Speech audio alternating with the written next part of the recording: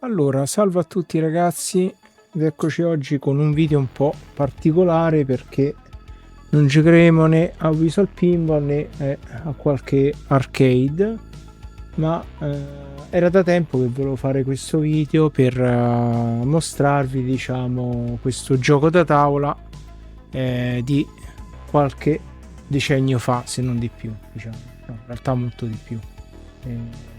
Infatti la leggenda di Zargon, in realtà è il titolo inglese è The Legend of Zagor, ovviamente in Italia per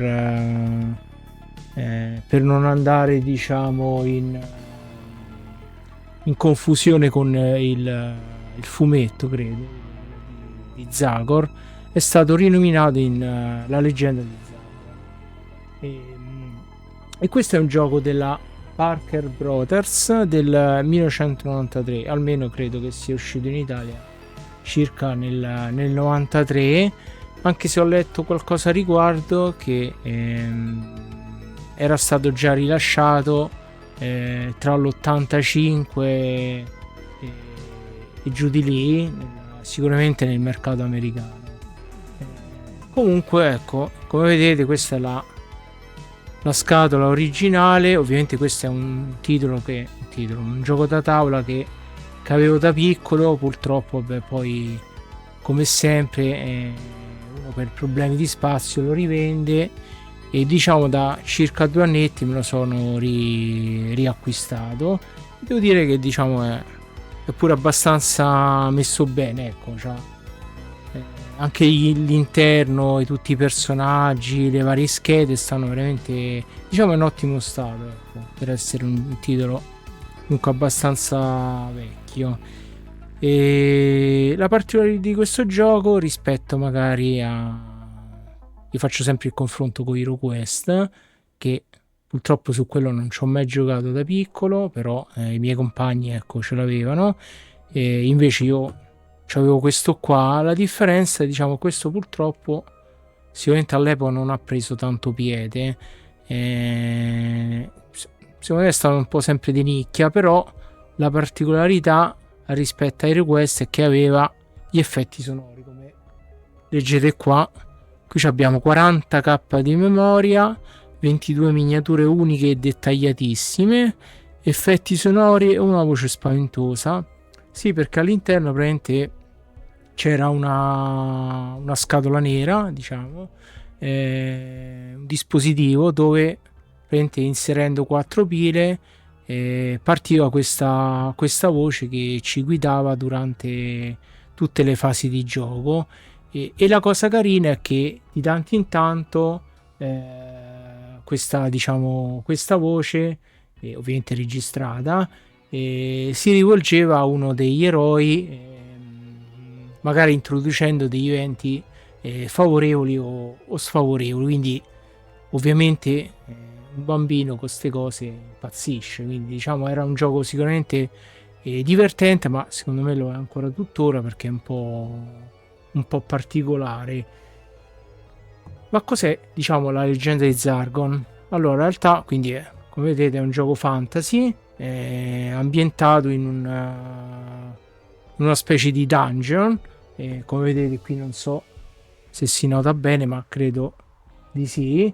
Ecco, rispetto a HeroQuest, che era un po' più un tabellone un po' più tradizionale, questo gioco aveva 3 livelli, ovvero il primo livello che era questa plancia grigia, poi abbiamo il secondo livello che era quest'altra plancia nera, e poi c'è l'ultimo livello dove dovevamo sconfiggere appunto Zargon. Però ogni dungeon aveva la particolarità che i vari eroi, diciamo, camminavano sopra dei tasselli. Quindi, diciamo, ogni volta che un eroe si fermava sopra un tassello bisognava rigirare la tessera e scoprire quello che conteneva. Poi in più abbiamo le varie stanze dove c'erano, diciamo, i vari mostri, diciamo, da sconfiggere, per guadagnare armamenti, pozioni o comunque soldi anche, e poi diciamo come un po' HeroQuest, i giocatori che diciamo che prendevano parte al gioco dovevano scegliere tra il guerriero, il nano, il mago e il barbaro. Sì, sicuramente 4 personaggi di cui ognuno aveva una sua scheda e una sua particolare caratteristica. E praticamente lo scopo del gioco ovviamente è di riuscire a raccogliere più scrigni possibili in modo da riuscire a indebolire Zargon, e quindi chi riusciva diciamo poi ad ucciderlo per primo riusciva poi a vincere la partita. Quindi in realtà questo non è un gioco che si giocava in cooperazione, ma diciamo ogni giocatore doveva pensare per se stesso. All'inizio del gioco diciamo si parte con una serie di equipaggiamento di base in modo da non partire, ecco, così alla sprovvista, quindi senza armamenti o altre cose, e poi bisognava disporre diciamo in modo casuale appunto questi tasselli sui 2 dungeon, più diciamo anche quello finale. Niente, io direi a questo punto di iniziare a vederlo più nell'interno, così facciamo anche, se riusciamo, una partita, anche se vabbè gioco contro me stesso, ma tanto per farvi un po' capire di che gioco si tratti, perché purtroppo ho visto che su YouTube non esiste nemmeno una recensione,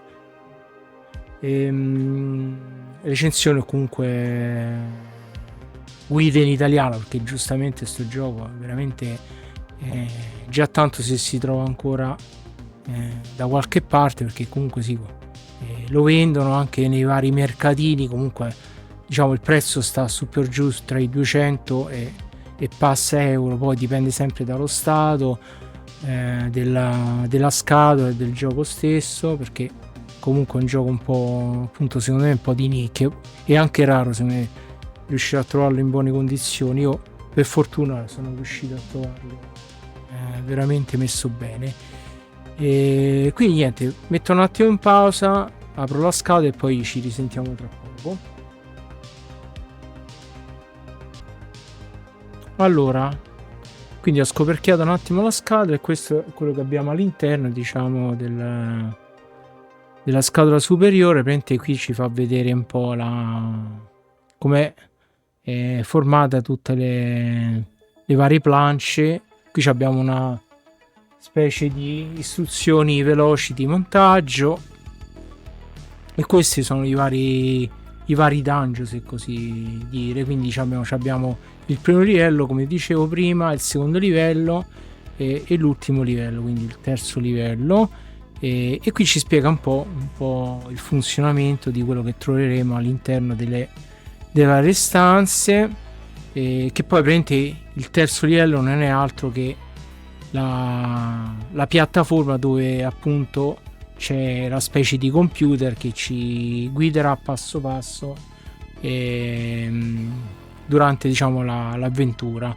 Quindi togliamo un attimo la scatola.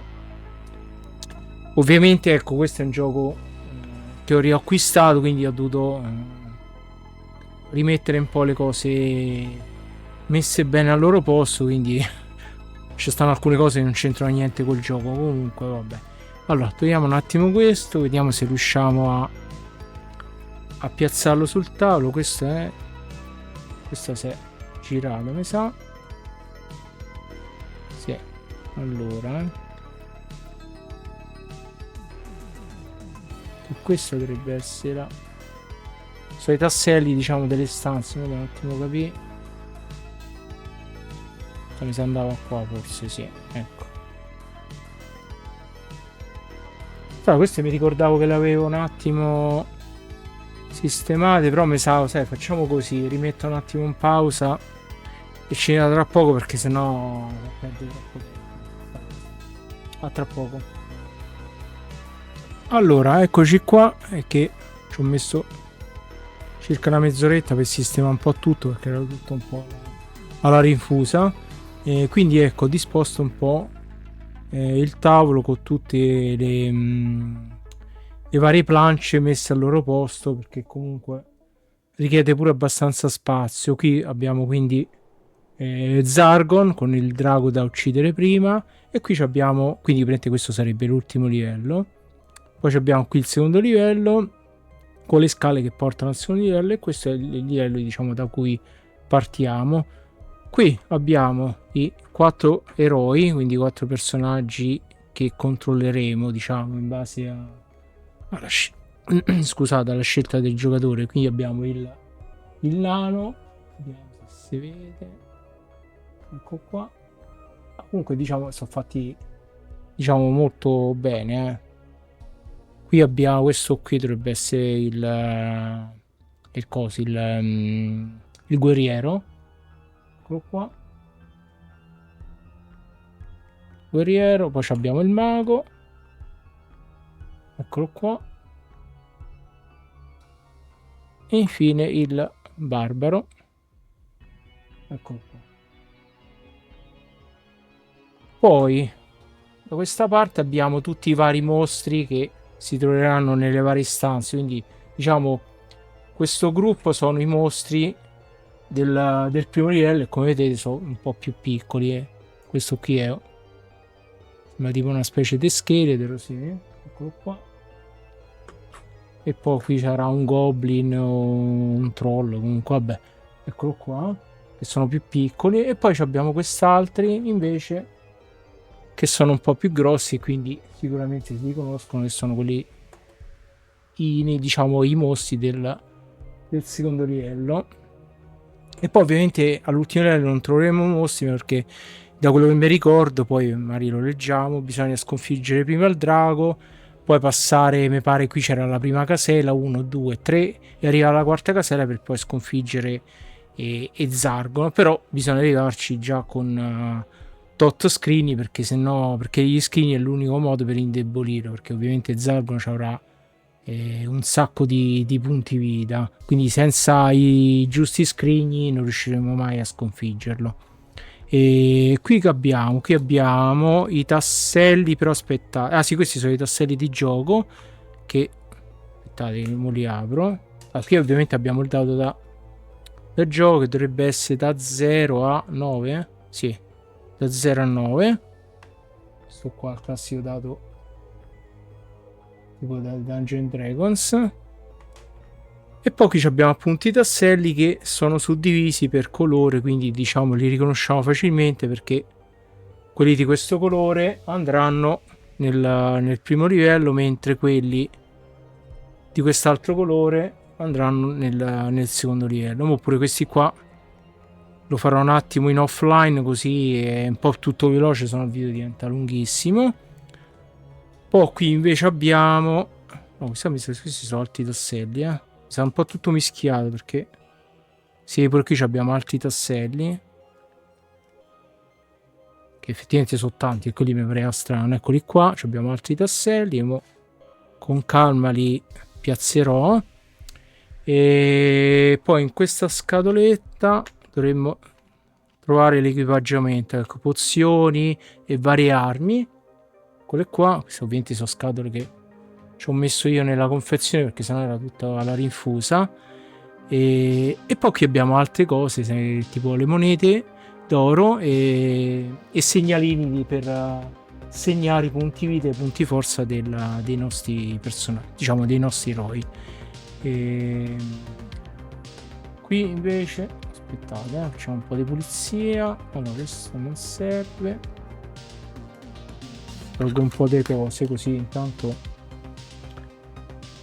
che è un po' lungo, diciamo, come preparazione. Poi abbiamo qui le carte di screen, che ovviamente nella facciata superiore sono tutte uguali, cambia solamente il numero sotto, che molto probabilmente no, non credo sto screen, non mi ricordo che vuol dire quel numero, vabbè, poi lo vedremo, forse è semplicemente un numero. E poi qui invece abbiamo le carte, che queste, se non ricordo male, sono quelle che ogni giocatore potrà ricevere o partire già con tot carte per avere, diciamo, equipaggiamenti o eventi così, tipo, ecco, per esempio questo dalla vita, tappeto volante, diciamo, cose casuali, e basta. Questo è, diciamo, ah, ecco, no, scusate, poi abbiamo le schede dei personaggi, mi stavo a scordare. Pure queste sono fatte, diciamo, molto bene. Quindi questa è quella del nano.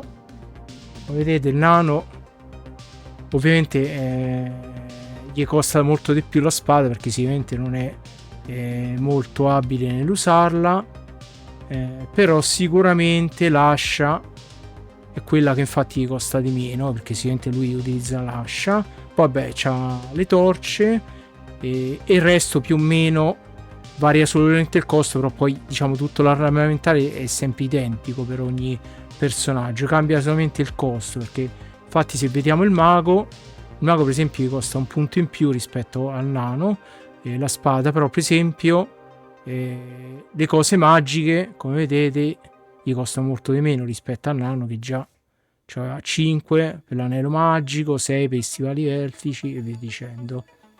Però grosso modo poi le caratteristiche sono identiche. Poi abbiamo il barbaro, che ovviamente il suo punto di forza effettivamente è sempre, dovrebbe essere sempre la spada, anche se la corazza qui, aspettate, no, mi sa i punti che danno sono identici, sì, cambia solamente il costo. Pure qui abbiamo un po' un costo elevato, diciamo, per l'equipaggiamento magico. E poi abbiamo infine il guerriero, che infatti la spada gli costa solamente 2 punti. Per esempio l'ascia, se se la vuole fare, gli costa 6 punti, 6 monete d'oro. E poi beh, qui abbiamo l'equipaggiamento magico. Ovviamente tutta questa serie di oggetti si possono raccogliere, mi pare, se non sbaglio, o con le carte o all'interno dei vari livelli girando i tasselli. E queste sono le schede. Allora, mo metto un attimo in pausa perché purtroppo non c'ho spazio per mettere queste qua sopra, quindi io volevo fare una partita a 4, però forse è troppo complicato.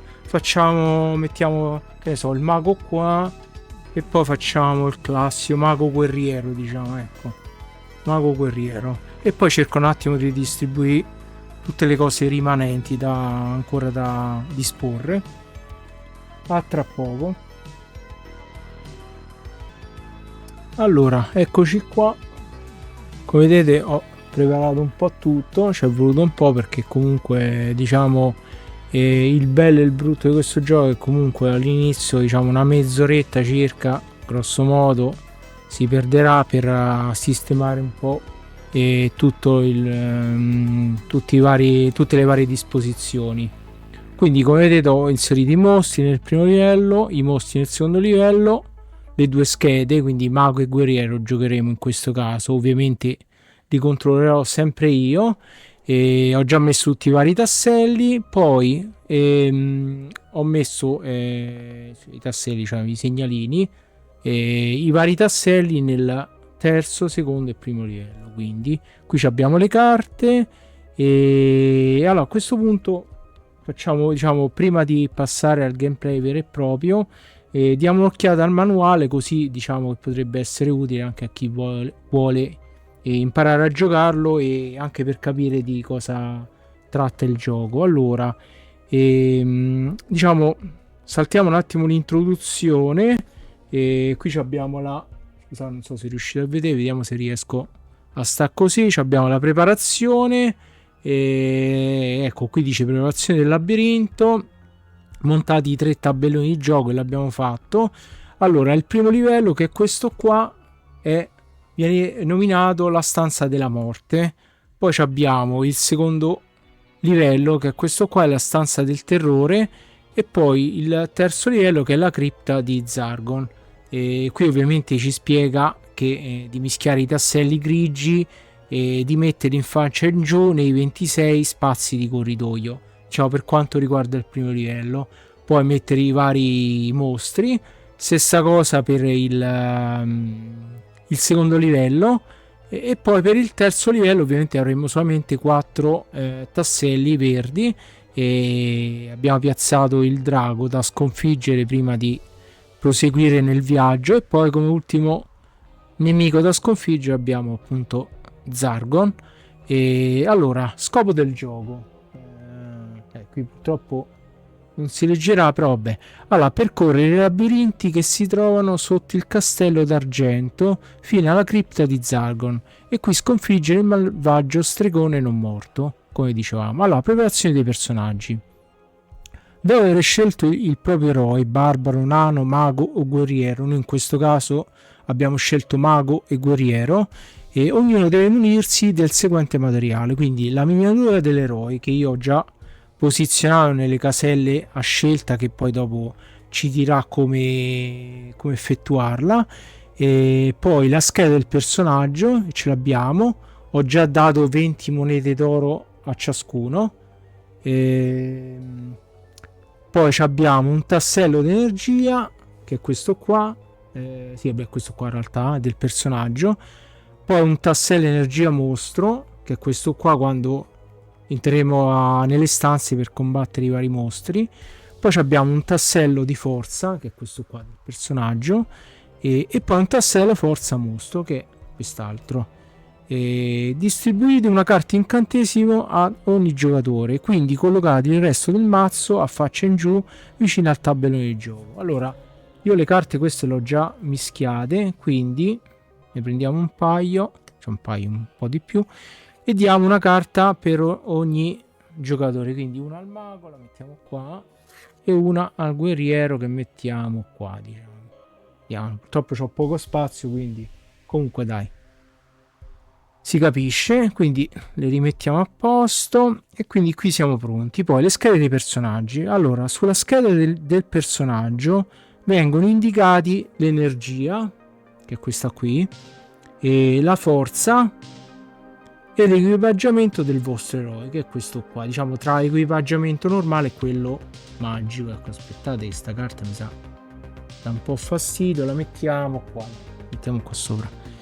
Gli spazi di ogni scheda limitano la quantità massima di equipaggiamento che ogni personaggio può possedere. L'equipaggiamento, le monete d'oro, l'energia e la forza sono annotati sulla scheda con dei tasselli. Sulle schede dei personaggi vengono annotate anche la forza e l'energia dei mostri che effettuano l'attacco, appunto, che questa parte. Ogni eroe ha due caratteristiche principali: energia e forza. L'energia rappresenta la capacità dell'eroe di sopportare le ferite.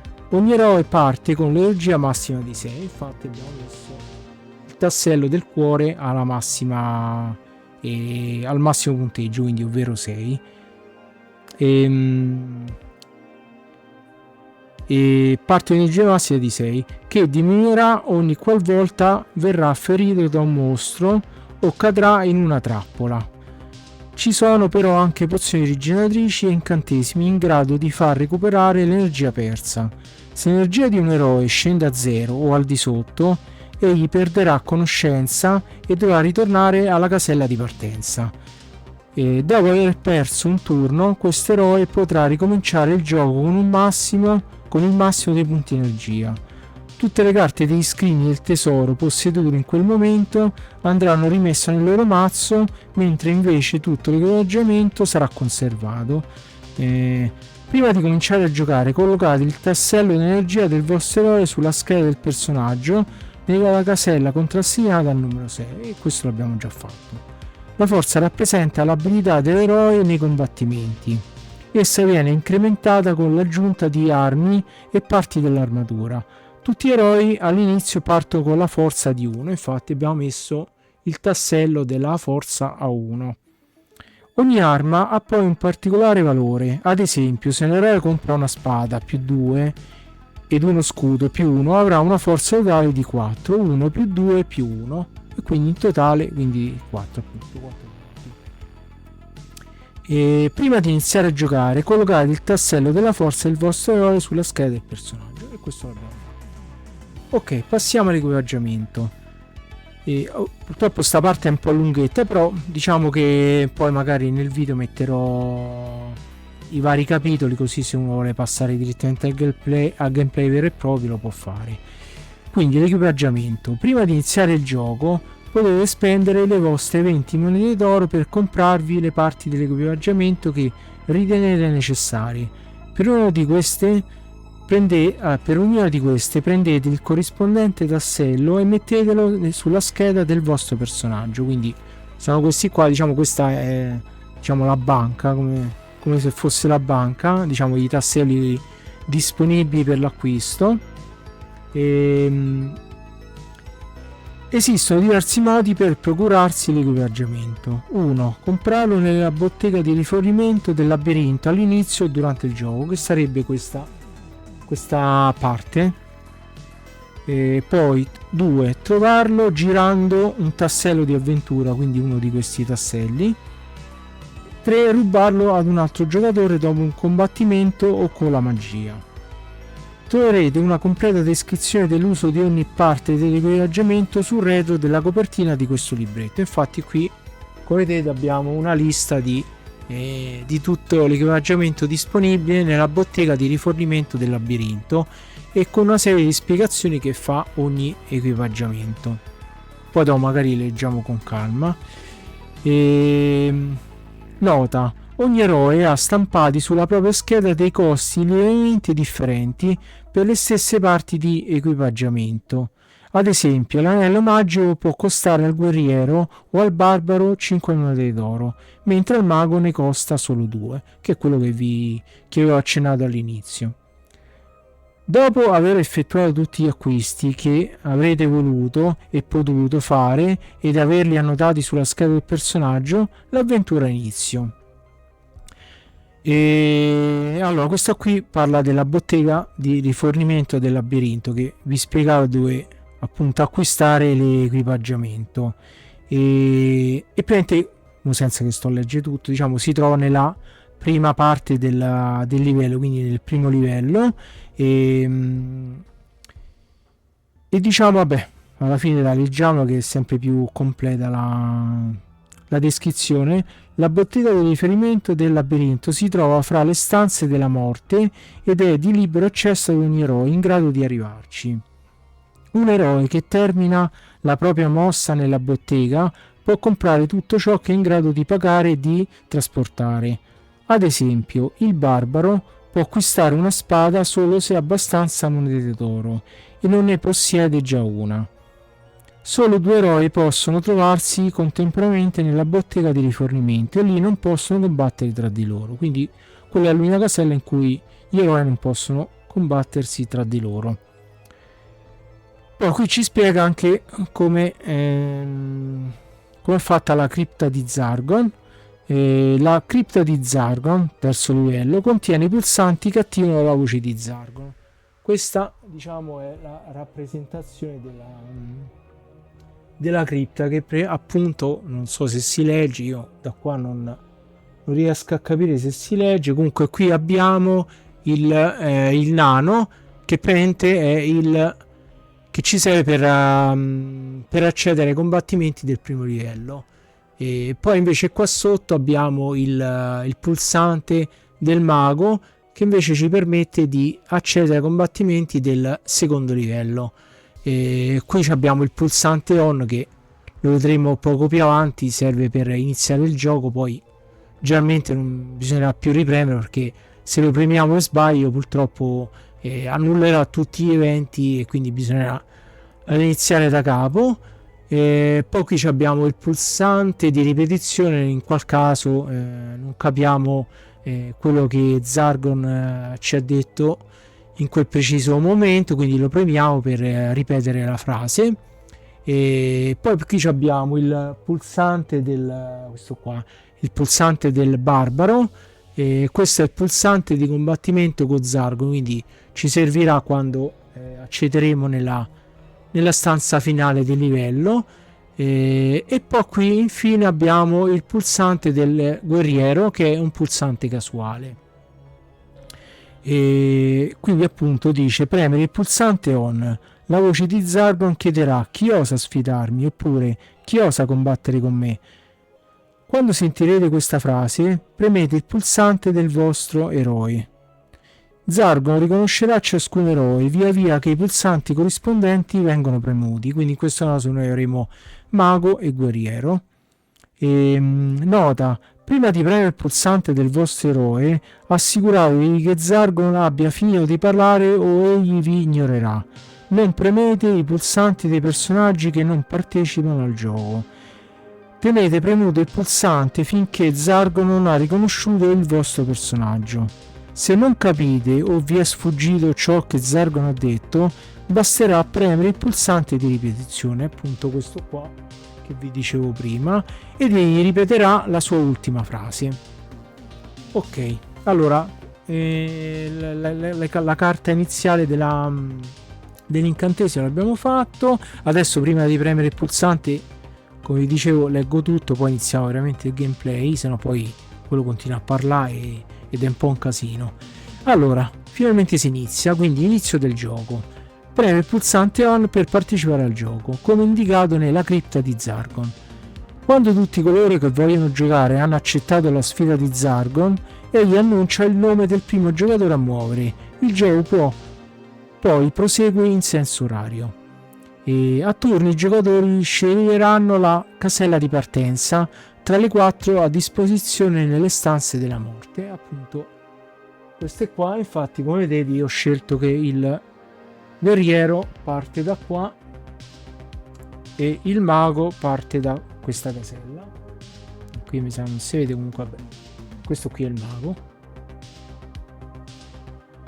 E a turno i giocatori sceglieranno la casella di partenza. Questo l'ho già detto. Collocate il vostro eroe nella casella di inizio scelta e girate subito il tassello corrispondente. Seguite esattamente le istruzioni indicate su di esso. Adesso ovviamente non lo facciamo, poi ci penseremo in un secondo momento, quando iniziamo veramente il gameplay. Qui poi spiega anche la possibilità di giocare a un solo giocatore, ma in questo caso lo potrò anche fare, ma è tanto per farvi capire come si gioca in 2 giocatori o più di 2. Comunque le regole poi da 2 o più giocatori sono le stesse. Allora, il vostro turno di gioco. Al vostro turno di gioco potete compiere diverse azioni nell'ordine che preferite. Eccone la descrizione. Muovere. Potete muovervi una sola volta per turno di gioco. Scoprire un tassello di corridoio. Potete scoprire uno o più tasselli di corridoio. Le istruzioni dettagliate si trovano a pagina 8. Combattere. Durante il vostro turno di gioco potrete essere coinvolti in più combattimenti. Fate riferimento a pagina 10 per la spiegazione. Poi, lanciare un incantesimo. Durante il vostro turno di gioco potete lanciare un solo incantesimo. Vedete le istruzioni a pagina 11. Usare un oggetto di equipaggiamento. Durante il vostro turno potete usare tutti gli oggetti di equipaggiamento che volete. Vedete le istruzioni a pagina 16. Quindi, diciamo, queste sono le 1, 2, 3, 4, 5, 6. Diciamo le 6 cose che possiamo fare durante le fasi di gioco. Allora, passiamo alla prima fase che è come muoversi. Al vostro turno potete muovervi al massimo di 2 caselle. 3 caselle se possedete un paio di stivali elfici, che sono questi qua. Quindi solo se li possediamo possiamo effettuare 3 mosse. Potete muovervi in ogni direzione lungo un corridoio, ma è vietato ritornare sui propri passi durante lo stesso turno e muoversi in diagonale. Potete superare una casella occupata da un altro eroe, ma non potete terminare la vostra mossa in una casella occupata da un altro personaggio.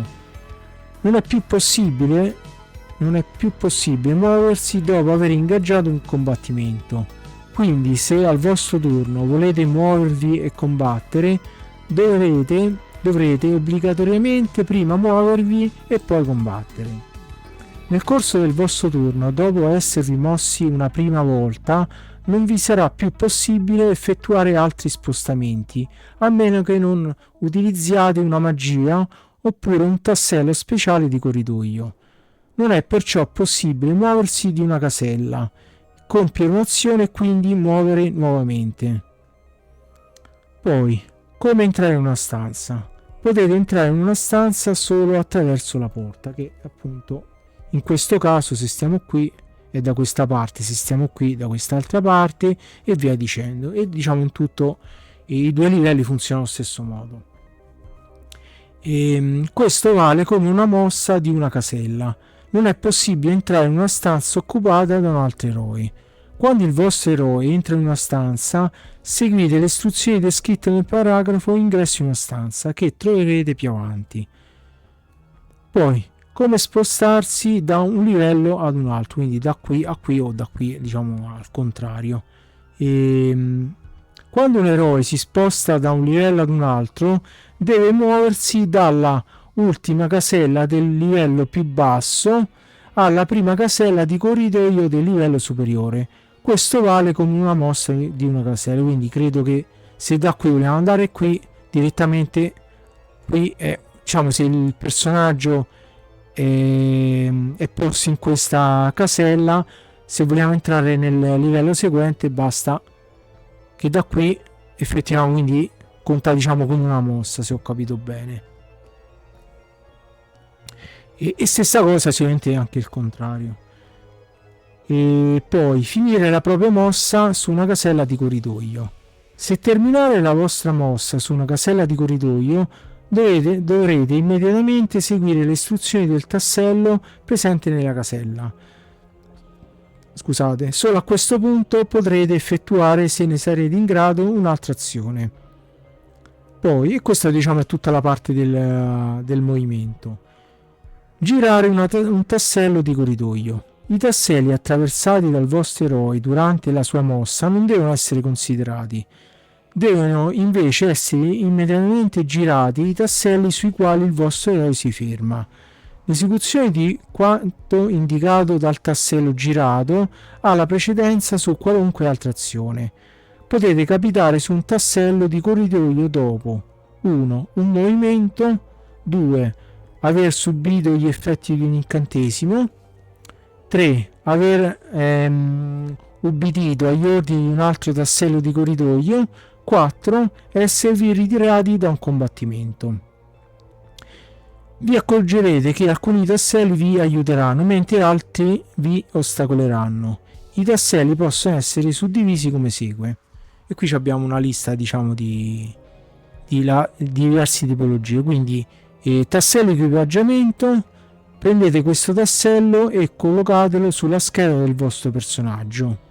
Se già possedete questo oggetto, riponetelo a faccia in giù, quindi sulla casella dove lo avete trovato. Ricordatevi che potete possedere fino a 3 pozioni rigeneratrici, quindi queste qua, e 3 frecce magiche, queste qua, e 3 torce, queste qua, che comunque già nella scheda del personaggio viene raffigurata, quindi diciamo è impossibile sbagliarsi. Oppure possiamo avere i tasselli trappola, quindi se cadete in una trappola perdete immediatamente i punti energia indicati dal tassello.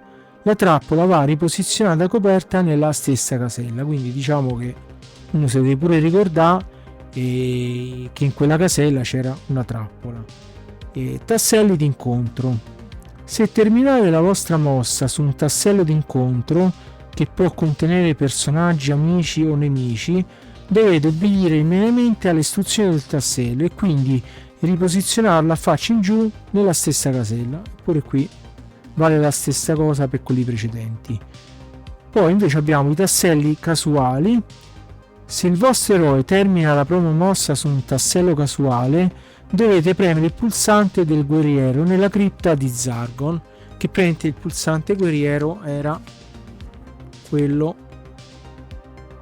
guerriero, questo qui posto in basso a destra, eccolo qua, quello del guerriero, che appunto sarebbe il tasto casuale. Zargon sceglierà un eroe e lo affliggerà con un evento casuale. Tale personaggio quindi non sarà necessariamente quello finito sul tassello.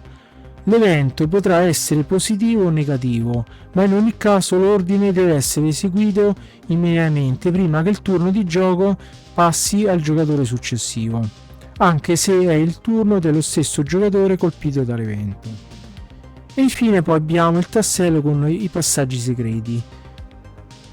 Mettete il passaggio segreto a faccia in su nelle caselle in cui lo avete trovato. Il vostro eroe può utilizzarlo subito se lo desidera. Una completa descrizione dei tasselli di corridoio si trovano sul retro del libretto delle regole, che appunto era questo qua che tra poco leggeremo.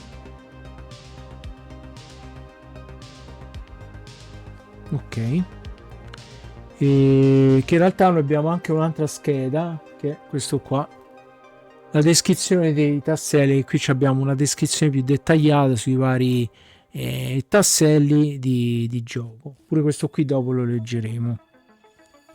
Allora, passiamo all'ingresso in una stanza, quindi come entrare in una stanza e quindi effettuare un combattimento. Gli eroi possono entrare nelle stanze attraverso la porta, quindi in questo caso qui come vi sto facendo vedere, quindi diciamo dove vedete l'apertura che è proprio chiara, quindi è facile notarlo.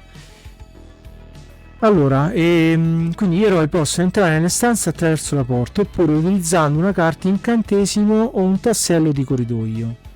Quando un eroe entra per la prima volta in una stanza, dovrà premere uno dei due pulsanti della cripta di Zargon. Il pulsante del nano se si trova nelle stanze della morte, quindi questo qua, quindi in alto a sinistra se non vado errato, vediamo un po'. Sì, esatto. Oppure il pulsante del mago se si trova nelle stanze del terrore, che è questo qua in basso a sinistra, che è poi appunto dicevamo la stanza della morte è il primo livello, mentre la stanza del terrore è il secondo livello. A questo punto Zargor dirà: chi osa sfidarmi oppure chi osa combattere con me? Se entrate e se ad entrare è stato il vostro eroe, dovrete premere il pulsante corrispondente. Quindi in base, se io entro col mago premerò il tasto mago, oppure se entro col guerriero premerò il tasto del guerriero. Quindi Zargor vi riconoscerà e vi maledirà. Udirete un po' un termine un po' vecchiotto, però vabbè, magari è comunque corretto. Udrete poi il rumore del mostro, non riesco proprio a pronunciare, udirete dai, poi il rumore del mostro che si avvicina, mentre Zargon ne descrive la forza e l'energia, che appunto sono questi due segnalini che poi ci dirà di mettere nella casella corretta. Quindi Zargon vi riconoscerà e vi maledirà. Allora, Zargon ne descrive la forza e l'energia. Forza ed energia del mostro devono essere annotate sulla vostra scheda del personaggio. A questo punto dovrete combattere contro il mostro. Fate riferimento al paragrafo Il combattimento che si trova più avanti in questo libretto. Se il vostro eroe esce vittorioso dallo scontro contro il mostro, potrete prendere una carta scrigno se vi trovate in una stanza del primo livello, due carte scrigno se vi trovate in una stanza del secondo livello, oppure 3 se vi trovate nella caverna del dragone. La miniatura del mostro rimarrà riversa nella stanza ad indicarne l'avvenuta sconfitta, quindi l'appoggiamo direttamente sul pavimento. Se un altro eroe entrerà nella stanza, troverà solo la carcassa del mostro e nessun tesoro. Non dovrà quindi combattere e di conseguenza non sarà necessario che prema alcun pulsante di combattimento. Quindi diciamo che è abbastanza inutile entrare in una stanza dove il mostro è stato già sconfitto. Però delle volte succede che magari entriamo in una stanza perché magari o Zargon ci dirà di farlo, oppure c'è qualche tassello che ci dirà di farlo. Ora passiamo al raccogliere le carte degli scrigni del tesoro. Per aiutarvi nel combattimento finale contro Zargon, dovrete cercare di raccogliere il maggior numero possibile di carte scrigno. Ogni carta rappresenta un talismano d'oro in grado di ridurre la forza di Zargon di un punto ed un pugnale d'argento in grado di ridurre l'energia di un punto. Più carte raccoglierete, più ridurrete la forza e l'energia di Zargon al momento dello scontro finale. Per esempio, se il nano ha raccolto 5 carte, nel momento in cui affronterà Zargon, ne ridurrà immediatamente la forza e l'energia di 5 punti ciascuna. Al massimo potete avere 6 carte, ma se acquistate o trovate un mulo, dove sta? Eccolo qua, quindi questo qua, sarete in grado di tenere 2 carte in più, quindi 8. Quindi queste qui sono le carte scrigno che appunto possiamo raccogliere dopo aver sconfitto un mostro. Qui dietro ci sono dei numeri, ma vediamo se il gioco lo spiega, ma secondo me sono solamente dei numeri che rappresentano il totale delle carte, non c'ha valenza, diciamo. Ok, finalmente passiamo al combattimento. Il combattimento può aver luogo sia tra 2 eroi che tra un eroe ed un mostro. Gli eroi possono battersi tra loro solo se si trovano in 2 caselle adiacenti, mentre un eroe può combattere contro i mostri che si trovano nella stessa stanza. Il combattimento ha sempre luogo dopo il movimento dell'eroe, quindi questo bisogna diciamo entrare bene in mente. Un personaggio contro un mostro, quindi diciamo quello classico. Il combattimento comincia quando un eroe entra in una stanza e dà inizio alla sequenza di combattimento premendo il pulsante del nano o del mago come già descritto nel paragrafo ingresso in una stanza. Zargon dirà: chi osa sfidarmi, oppure chi osa combattere con me. Se ad entrare nella stanza è stato il vostro eroe, dovrete premere il pulsante corrispondente al vostro personaggio. Quindi diciamo che come già detto precedentemente, bisogna premere il pulsante corrispondente in base al livello dove vi trovate. Quindi se ci troviamo al primo livello bisogna premere il pulsante del nano, mentre per il secondo livello è il pulsante del mago. Invece ogni tanto faccio fatica a ricordare perché da tantissimo tempo che non ci gioco, quindi questi sono i 2 pulsanti. E poi dopodiché ci dirà chi osa sfidarmi oppure chi osa combattere con me, e quindi a quel punto premiamo il tasto corrispondente del nostro eroe. E a questo punto Zargon vi riconoscerà e vi maledirà. Sentirete anche il rumore del mostro che si avvicina, mentre Zargon ne descriverà la forza e l'energia. A questo punto dovrete prendere un numero di tasselli energia pari, e un numero di tasselli energia pari a quelli del mostro e collocarli sulla scheda del personaggio nella zona riservata al mostro, che appunto è questa zona. Dovrete anche sistemare i vostri punti. Ogni qualvolta ferirete il mostro dovrete scartare un tassello energia dallo stesso, quindi questo qua, finché saranno tutti terminati e il mostro sarà stato sconfitto. Per ferirvi, sia voi che il mostro, dovrete a turno cercare di ottenere un punteggio uguale o superiore al valore di forza del rispettivo avversario, quindi classico. Chi vince un combattimento fa perdere un punto energia al proprio avversario. Dopo aver annunciato il punteggio di forza e di energia del mostro, Zargon annunzierà il primo numero per l'attacco del mostro. Voi, l'eroe, dovrete tirare il dado di attacco contro il mostro. Poi Zargon annunzierà il successivo tiro del mostro. Il mostro attacca sempre per primo. Il combattimento prosegue fino a che uno dei due duellanti muore, oppure fino a che l'eroe non si ritira. Se il vostro eroe ha un mercenario, potete scegliere all'inizio del combattimento di far combattere il mercenario al posto dell'eroe. Ogni punto energia perso dal mercenario non può essere recuperato. Se il mercenario muore prima della fine del combattimento, il vostro eroe può scegliere se continuare il combattimento al suo posto o ritirarsi. Potete anche scegliere di ritirarvi dal combattimento, ad esempio perché il vostro eroe ha perso troppi punti energia. In tal caso dovrete uscire dalla stanza e scartare una carta scrigno, ponendola accanto alla caverna del dragone, che è appunto questa qua, il terzo livello. Se non possedete carte scrigno, dovete liberarvi di un oggetto dal vostro equipaggiamento, rimuovendo il tassello corrispondente dalla vostra scheda del personaggio e rimettendolo tra i tasselli non utilizzati a disposizione di tutti i giocatori, quindi da qui a qui.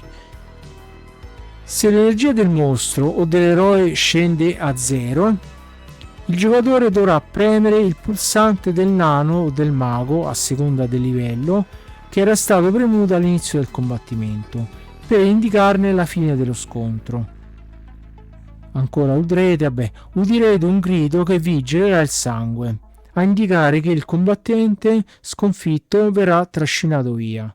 Se un eroe batte un mostro in una stanza, avrà diritto a prendere tutte le carte scrigno possibili a seconda del livello in cui si trova. Allora faccio un attimo un appunto su questa cosa, che ovviamente, come ogni gioco che si rispetta, non è sempre ben chiaro il criterio per fare certe determinate azioni, perché in realtà allora quando se noi facciamo combattere il nostro mercenario, sempre che lo possediamo, il manuale ci dice che se il mercenario viene sconfitto il combattimento proseguirà. Teoricamente sì, quindi diciamo che secondo il manuale, quindi il mercenario perde l'ultimo punto, quindi io continuo a tirare dadi o seguire le istruzioni che Zargon ci dirà, quindi il combattimento in quel caso proseguirà. Dovrebbe essere così. Poi ovviamente, come al solito, sì, diciamo che non dovremmo cliccare su nessun pulsante, quindi in questo caso dovrebbe essere abbastanza chiaro. Poi un'altra cosa che vi volevo dire, allora, che riguarda l'energia, apparentemente se o noi o il mostro scende a 0, prendiamo semplicemente il pulsante del nano o del mago. Pure questo che è abbastanza chiaro. No, mi ricordavo qualcos'altro. No, diciamo che a parte quella cosa del mercenario, ecco, diciamo che l'unica cosa ben poco chiara, è che se noi decidiamo di arrenderci, teoricamente dobbiamo premere il pulsante corrispondente cioè il tasto corrispondente in base al livello del mostro che abbiamo combattuto. Noi adesso, conoscendo già e ricordandomi un po' come funziona il gioco, gli effetti sonori che sentiamo è sempre lo stesso, quindi sembra che ci dà l'impressione che noi abbiamo sconfitto il mostro, quando magari in quel caso siamo noi che ci siamo ritirati. Quindi io spero che poi il gioco capisca in qualche modo, poi non so, perché c'ha una sua memoria per ricordarsi le variazioni di gioco. Ok, passiamo al prossimo punto. Un eroe contro un altro eroe. Questa parte la leggo giusto per completezza, però in questo caso non lo so, giocando contro me stesso potrei pure tentare di fare un combattimento così, giusto per prova. Quindi, se terminate la vostra mossa su una casella adiacente a quella occupata da un altro eroe, potrete decidere di attaccarlo, a meno che non dobbiate affrontare un mostro. Un eroe attacca un altro eroe solitamente per sottrargli una parte di equipaggiamento o di uno scrigno. Quando decidete di compiere questo tipo di attacco, dovete dichiarare contro chi volete combattere ed attaccherete per primi, cercando di ottenere con il dado un punteggio uguale o superiore a quello della forza del vostro avversario. Quindi diciamo che si basa sulle stesse regole dei mostri. Se ci riuscite, il vostro avversario perde un punto energia. Sia se l'attacco ha successo, sia se fallisce, il difensore potrà scegliere di arrendersi o di difendersi. Se si arrende, il combattimento ha immediatamente fine e lo sconfitto dovrà consegnare al vincitore o una carta scrigno o un oggetto dell'equipaggiamento o tutte le sue monete d'oro a scelta del vincitore. Se invece decide di difendersi, dovrà attaccare a sua volta seguendo le normali regole. Questo combattimento continuerà con i due contendenti che a turno lanciano il dado per attaccare fino a che l'energia di un eroe non scende a 0, il che equivale alla sua morte, oppure fino a che uno dei due non si arrende ritirandosi. Se un eroe muore, il vincitore potrà impossessarsi di tutte le carte scrigno dello sconfitto oppure di tutte le sue monete d'oro. Vabbè, qui un po' l'ho ripetuto. Il vincitore può anche scegliere di scambiarsi di posto con lo sconfitto senza che ciò conti come una mossa, quindi diciamo questo è a discrezione del giocatore. Come già descritto, l'eroe la cui energia è ridotta a 0 perderà un turno e dovrà ripartire da una delle 4 caselle di partenza del primo livello. Vabbè, in questo caso giocando in 2, diciamo, il turno passa all'altro giocatore, quindi diciamo che non ci stanno salti tra un giocatore e l'altro. Poi passiamo alla magia. Tutti i giocatori iniziano a giocare con una sola carta incantesimo, che è questa qua, quella là, ma possono aumentarne il numero a 2 trovando o comprando un anello magico che appunto sta l'anello, eccolo qua, l'anello magico che nella scheda del giocatore è questo qua. E potete lanciare un solo incantesimo per turno e ciò può essere fatto prima o dopo aver mosso. L'eccezione a questa regola si verifica quando una magia è usata per permettere ad un giocatore di lanciare più di un incantesimo per turno, ad esempio l'incantesimo della distorsione temporale. La maggior parte degli incantesimi può essere lanciata solo durante il proprio turno di gioco, fatta eccezione i vari incantesimi difensivi come l'invisibilità o lo schermo magico, che possono essere usati quando servono. Non è obbligatorio giocare una carta incantesimo al vostro turno se non lo volete fare.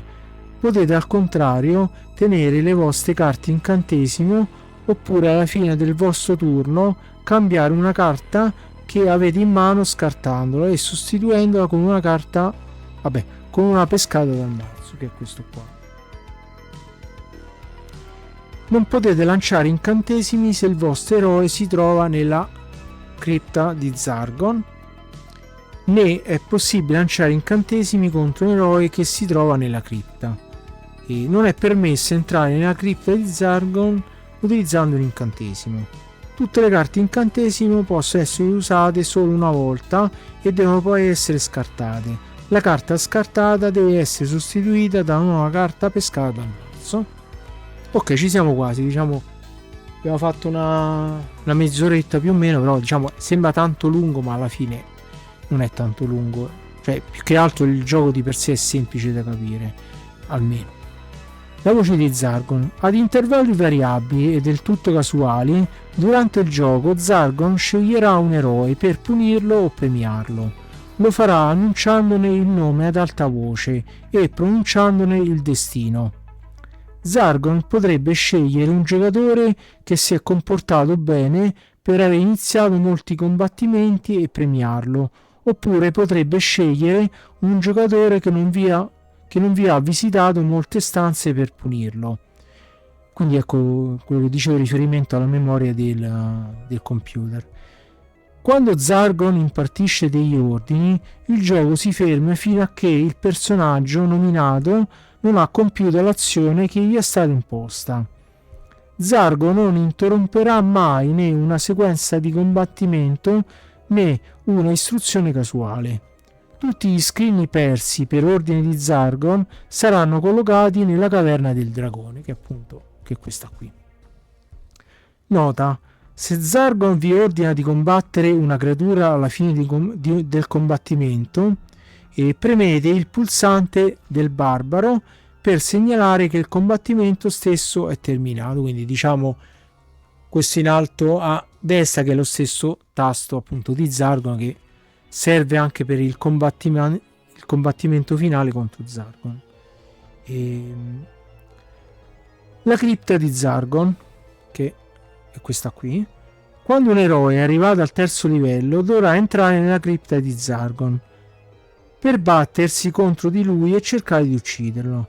Nel terzo livello non si possono usare incantesimi, frecce magiche, anelli magici o stivali elfici, quindi questi qua, a parte la pozione rigeneratrice, e appunto mi sa lo dice, invece ha messo l'uso delle pozioni rigeneratrici.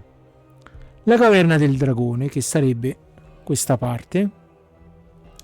Per raggiungere la cripta, il vostro eroe dovrà prima passare attraverso la caverna del dragone, dove dovrà battersi contro il dragone di fuoco, a meno che questo non sia stato già sconfitto. Per battervi contro il dragone dovrete premere il pulsante del mago, che prende è questo in basso a sinistra, che prende sarebbe di secondo livello, che è lo stesso pulsante che premiamo quando dobbiamo combattere contro un mostro di secondo livello, ed attendere la sequenza di combattimento. Quindi bisogna premere il pulsante del mago ed attendere la sequenza di combattimento. Quando Zargon annuncia i punti forza ed i punti energia, dovrete aggiungere 2 punti in più alla forza del dragone ed 1 punto in più alla sua energia. Quindi diciamo che se Zargon ci dirà che la forza è 4, energia è 3, ovviamente quindi alla forza da 4 dobbiamo aggiungere 2 punti, quindi andrà a 6, e l'energia, ho detto 3, andrà a 4, quindi è abbastanza chiaro. E i totali ottenuti saranno la forza e l'energia del dragone per il combattimento. Se il vostro eroe abbandona la caverna senza essere riuscito a sconfiggere il dragone e vi ritorna in un secondo tempo, dovrà premere nuovamente il pulsante del mago per conoscere i nuovi punti forza e energia del dragone. Ecco, diciamo su questa parte non spiega molto bene se io mi voglio arrendere, ma suppongo sia la stessa regola di quello che succede nel combattere i mostri di primo e secondo livello. E dai, ci siamo. Quindi Zargon, quando finalmente il vostro eroe avrà raggiunto la stanza del teschio, apparirà Zargon per combattervi. Zargon ha 12 punti forza e 12 punti energia, quindi diciamo è fisso. Il vostro eroe dovrà ora mostrare tutte le carte scrigno che avrà raccolto durante l'avventura. La forza e l'energia di Zargon andranno entrambe diminuite di 1 punto per ogni carta scrigno posseduta dall'eroe. A questo punto spetterà a Zargon il primo turno di combattimento, ovviamente.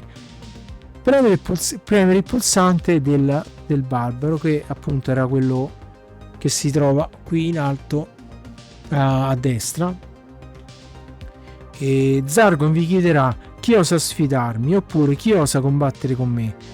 Premere il pulsante corrispondente al vostro eroe ed il combattimento avrà inizio.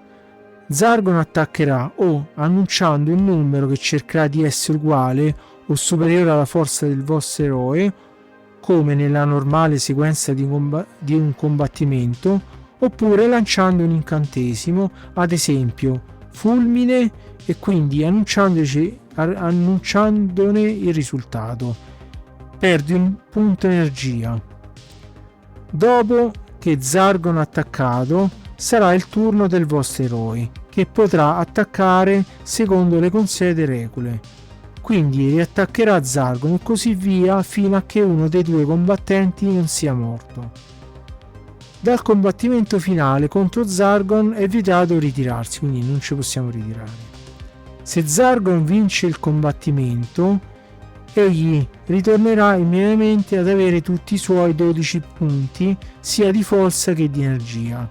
L'eroe sconfitto dovrà ritornare nella sua casella di partenza e tutte le sue carte scrigno saranno collocate nella caverna del dragone e ovviamente, come detto all'inizio del manuale, gli oggetti, quindi l'equipaggiamento invece resterà nel personaggio. Vittoria: il primo giocatore che uccide Zargon in combattimento vince la partita. E poi qui abbiamo le diverse avventure che mi sembra che non l'ho mai fatte, che c'è qua forse qualche regola leggermente cambiata.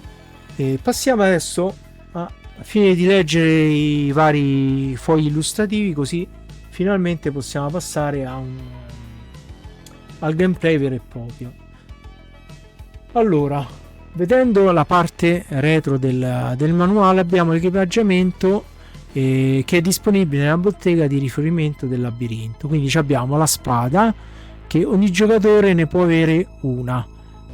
E uso: aggiunge 2 punti forza in combattimento, che questa appunto ogni caratteristica diciamo è uguale per ogni giocatore, l'unica cosa che cambia è il costo. Poi abbiamo invece poi la maglia di ferro, che è questa qui, vabbè ve la segnalo qua che forse è più facile, e qui vabbè è detto anche corazza. Ogni giocatore ne può avere una. Uso: aggiunge 2 punti alla forza in combattimento. Poi abbiamo l'elmo, che è quello seguente, e ogni giocatore ne può avere uno, aggiunge 1 punto alla forza in combattimento. Poi abbiamo lo scudo, ogni giocatore ne può avere uno, aggiunge 1 punto alla forza in combattimento. E infine abbiamo l'ascia, ogni giocatore ne può avere uno e aggiunge 1 punto alla forza in combattimento. E poi passiamo alla torcia, che diciamo vabbè fa parte sempre dell'equipaggiamento. Ogni giocatore ne può avere 3, infatti come vedete abbiamo 3 simboli della torcia appena opacizzati, diciamo. Uso: permette ad un giocatore di guardare un tassello di corridoio posto a faccia in giù adiacente alla propria posizione. Scartate la torcia dopo averla usata. Quindi se il giocatore si trova in questa posizione, posso controllare cosa si trova qui o qua. Se ovviamente ci troviamo in un punto come in questo caso, possiamo osservare uno dei 3 diciamo tasselli, quindi potrebbe essere utile perché in quei tasselli potrebbe capitare una cosa vantaggiosa o anche svantaggiosa, quindi potrebbe essere molto utile utilizzare la torcia in certi casi. Ovviamente vabbè, tutto casuale, quindi sarà a noi decidere se usarlo o meno. Poi abbiamo la pozione rigeneratrice, che si trova nell'equipaggiamento magico. Ogni giocatore ne può avere 3 come segnalato, e fanno recuperare 1 punto energia perso. Scartare la pozione dopo averla bevuta. Quindi se noi ci troviamo a 4 punti, utilizziamo la pozione, andiamo istantaneamente a 5 punti. Vabbè, questo è molto facile. Frecce magiche: ogni giocatore ne può avere 3, che è questo qua. Uso: fanno perdere automaticamente ad un mostro 1 punto energia. Quindi come diciamo per i punti energia nostri, diciamo la stessa cosa. È possibile usare una sola freccia magica per turno. Scartare la freccia dopo l'uso. Poi veniamo al mercenario, che è questo qua. Ogni giocatore ne può avere uno. Uso: può essere usato in combattimento al posto dell'eroe contro un qualsiasi mostro, eccetto Zargon. Il mercenario ha forza 5, energia 3. Se muore viene perso. E poi infine abbiamo il mulo, che è questo qua, che ogni giocatore ne può avere uno. Uso: può essere utilizzato per trasportare 2 scrigni in più. Quindi noi di base possiamo portare 6 scrigni, con il mulo ne possiamo raccogliere 2 in più, quindi arrivare a un totale di 8 scrigni. Nota: Quando una torcia, una porzione rigeneratrice o una freccia magica sono state usate, devono essere tolte dalla scheda del personaggio e rimesse nel mazzo a disposizione di tutti i giocatori. Quindi in questo punto monete d'oro sono usate per comprare le parti di equipaggiamento. Ogni giocatore inizia il gioco con una dotazione di 20 monete d'oro, e questo l'abbiamo visto. Poi abbiamo le carte scrigno del tesoro, si trovano nelle stanze del labirinto e contengono i talismani d'oro ed i pugnali d'argento indispensabili per battere Zargon. I talismani riducono la forza di Zargon e i pugnali ne riducono l'energia, però alla fine una carta di questa, diciamo, toglie sia energia che forza, come abbiamo già visto nell'esempio leggendo il manuale. Qui non lo so, perché così confonde un po' le idee, però alla fine è la stessa cosa. Gli eroi non possono trasportare più di 6 scrigni se non posseggono un muro, appunto. Poi infine abbiamo la descrizione dei tasselli, che è questa qua, che abbiamo di nuovo il riepilogo dei nostri equipaggiamenti, però in più abbiamo una descrizione completa di tutti i tasselli che potremmo trovare nei vari livelli. Quindi abbiamo il passaggio segreto, e se iniziate o terminare la vostra mossa su un passaggio segreto, potete spostarvi immediatamente su un qualunque altro tassello di passaggio segreto già girato e non occupato di un qualunque livello. Quando un passaggio segreto viene scoperto, rimane sul tabellone a faccia in su. E ora non mi ricordo se conta come una mossa, ma credo di no. Poi nel caso se ci capita lo vediamo nel manuale se c'è scritto, perché non mi ricordo. Vabbè, qui dice appunto potete prendere questi oggetti solo se il vostro personaggio è in grado di trasportarli. Poi fonte d'oro, che è questa figura. Quando terminate la vostra mossa su questo tassello, dovete immediatamente tirare il dado. Se ottenete un numero compreso tra 1 e 9, potrete annotarvi sul foglio del personaggio un equivalente numero di monete d'oro. Il tassello deve quindi essere riposizionato a faccia in giù sul tabellone nella medesima posizione, quindi si può riutilizzare. Se invece ottenete un 10, la fonte si è prosciugata, non guadagnerete nessuna moneta d'oro e il tassello viene tolto dal tabellone. Ok. Poi abbiamo l'esploratore. Se terminate la vostra mossa su questo tassello, potete spostarvi immediatamente in un qualsiasi altra casella dello stesso livello. Il tassello dell'esploratore va riposizionato a faccia in giù nella stessa posizione, quindi qualsiasi tassello dello stesso livello, ovviamente tranne le stanze. E poi ovviamente se noi terminiamo su quel nuovo tassello dovremmo comunque girarlo, anche se qui non lo specifica, ma è così, perché diciamo che ogni volta che il giocatore termina su un tassello la propria mossa, quel tassello deve essere girato obbligatoriamente. Poi abbiamo il teletrasporto. Se terminate la vostra mossa su questo tassello, potete spostarvi immediatamente in una qualsiasi altra casella di corridoio dello stesso livello. Il tassello del trasporto va riposizionato a faccia in giù nella stessa posizione. Allora, praticamente la differenza tra l'esploratore e il trasporto, che allora aspettate, che mi sa, secondo me l'esploratore, allora potete qualsiasi altra casella dello stesso livello in una qualsiasi ecco, infatti l'esploratore, tipo se io per esempio sto qua e trovo l'esploratore, mi posso spostare anche qui diciamo in qualunque tassello del livello, mentre il trasporto è qualunque corridoio, quindi se io mi trovo qua posso andare in questa direzione, in quest'altra direzione, in quest'altra, quindi se sto qua posso andare solo qui o da questa parte, quindi è più limitato, ecco, che comunque parla di corridoio. E il tassello del teletrasporto va riposizionato a faccia in giù nella stessa posizione, quindi non si elimina come l'esploratore. E poi passiamo al barile. Se terminate la vostra mossa su questo tassello, potete prendere un qualsiasi pezzo dell'armatura, maglia di ferro, elmo o scudo, quindi uno di questi 3 oggetti, quindi la corazza, diciamo, perché ogni volta gli cambia nome, maglia di ferro, elmo e lo scudo, quindi tranne la spada o l'ascia o la torcia, diciamo. Il tassello non va tolto dal tabellone, ma deve essere ricollocato nella stessa posizione a faccia in giù. Vabbè, ha cambiato semplicemente le parole, ma dati semplicemente va riposizionato a faccia in giù. Vabbè. Poi borsa di pelle, che è questo simbolo. Se terminate la vostra mossa sul tassello della borsa di pelle, avete trovato dell'oro.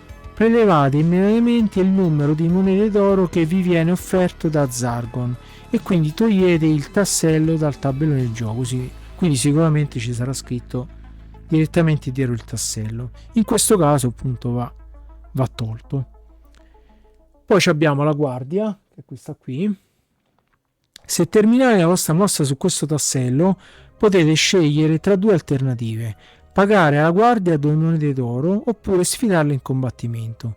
Se scegliete di combattere, premete il pulsante del nano e seguite la normale sequenza di combattimento. Tuttavia non potete ritirarvi da questo combattimento dopo che è iniziato, quindi in base a se ci troviamo al primo livello o al secondo, comunque bisogna premere il pulsante del nano e non possiamo ritirarci.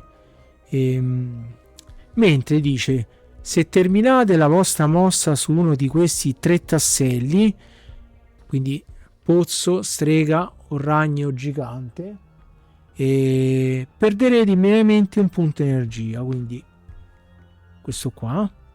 Il tassello va riposizionato a faccia in giù nella stessa posizione. Quando terminate la vostra mossa su uno di questi tasselli, siete obbligati a scartare immediatamente l'oggetto che essi vi richiedono. Il tassello va riposizionato a faccia in giù nella stessa posizione. Vabbè, la ripetizione. Vabbè, quindi no, in realtà... Ah no, ecco, scusate, vabbè, perché in realtà sta descrizione fa riferimento a questi 3 tasselli, mentre quest'altro non è che perdiamo un punto energia, ma semplicemente bisognerà seguire la descrizione del tassello. Quindi poi abbiamo il tassello del caso. Quando terminate la vostra mossa su un tassello casuale, dovete premere immediatamente il pulsante del barbaro, che è questo qua in alto a destra. Zargon sceglierà uno dei giocatori, qualsiasi, e lo colpirà con un evento che potrà essere positivo o negativo. Poi abbiamo la fonte della vita, questa figura. Se terminate la vostra mossa su questo tassello, potete recuperare tutti i punti energia persi. Riposizionare il tassello a faccia in giù nella stessa posizione. Ok, quindi a differenza della fonte dell'oro, quello si può perdere se esce un 10. E poi abbiamo la palla di fuoco. Quando terminate la vostra mossa su questo tassello, dovete tirare il dado. Se ottenete un numero pari, rimarrete illesi. Se invece ottenete un numero dispari, sarete colpiti da una palla di fuoco che vi farà perdere 2 punti energia. Ok, qui ecco, non spiega se rimetterlo in gioco oppure no. Secondo me sempre un po' sta cosa, cioè, visto che delle volte si ripete, pure qui poteva specificare. Io in questo caso lo tolgo, visto che non dice niente. Secondo me la palla di fuoco viene sparata, quindi, anche se per certi versi, anche in altri casi, come che ne so, la fonte di vita, una volta che io ho preso tutti i punti energia, secondo me termine, però vabbè, in questo caso facciamo che viene tolto il tassello. Poi abbiamo il dardo avvelenato, che è questo qui. Se terminate la vostra mossa su questo tassello, perderete un mercenario. Ecco, se non avete mercenari, perdete un punto energia. Pure qui non lo specifica, quindi io in tal caso lo rimuoverò dalla plancia. E infine abbiamo la mummia, Quando terminate la vostra mossa su questo tassello, venite attaccati da una mummia. Se possedete una torcia, siete in grado di dar fuoco alla mummia, uccidendola senza combattere. E in caso contrario perderete 2 punti energia. Caso. Scritto vabbè, sarà caso 2 punti. Quando terminate la vostra mossa su un tassello casuale, dovete premere immediatamente il pulsante del barbaro. Non mi sa, si sono dimenticati la figura. Vabbè. Zargon sceglierà uno dei giocatori che colpirà con un evento che potrà essere positivo o negativo. Sta cosa l'avevo già letta. Vabbè. E poi qui, ecco, riguardo la mummia non dice se noi possiamo decidere se sfruttare una torcia per dar fuoco alla mummia oppure decidere di perdere 2 punti di energia. Vabbè, diciamo, visto che non dice niente, secondo me se abbiamo la torcia siamo costretti a utilizzarla, almeno credo, ecco. E basta, questo è tutto. Quindi diciamo finalmente possiamo passare al gameplay vero e proprio. Allora faccio un attimo di pausa e ci rivediamo tra poco.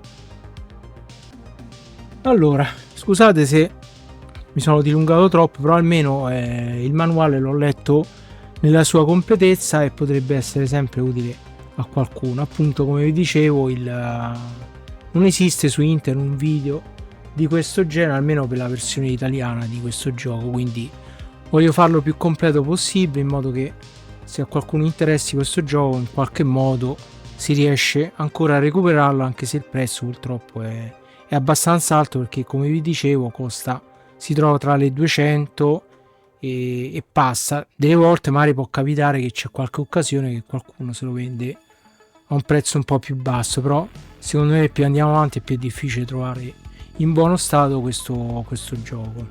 Quindi niente, passiamo a questo punto finalmente al gameplay vero e proprio. Quindi a questo punto allora già mi sono scordato. Quindi le carte gli incantesimi l'abbiamo messa. Do un attimo uno sguardo veloce perché così e niente, possiamo iniziare il gioco. Quindi premiamo il tasto on e Zargon ci parlerà, e a quel punto premiamo il tasto mago e guerriero. Aspettate che non devo fare casino. Allora, il mago è quello in basso a sinistra e il guerriero invece è quello alla sua destra, sempre in basso. Quindi devo premere poi questi 2 pulsanti. Poi farà un po' di casino, però così sentite quanto comunque per l'epoca era figo. Iniziamo.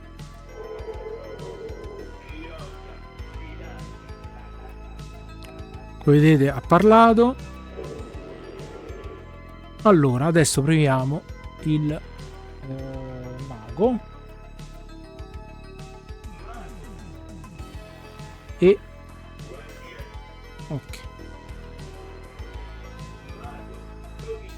ok. Allora in realtà forse ho fatto uno sbaglio. Prima di iniziare il gioco dovevo spendere queste 20 monete d'oro, quindi diciamo adesso in modo perché il problema è che lui a un certo punto parlerà, quindi facciamo così, passiamo al mago. Quindi ci prendiamo innanzitutto una torcia, quindi spendo un punto di moneta d'oro e prendo la torcia.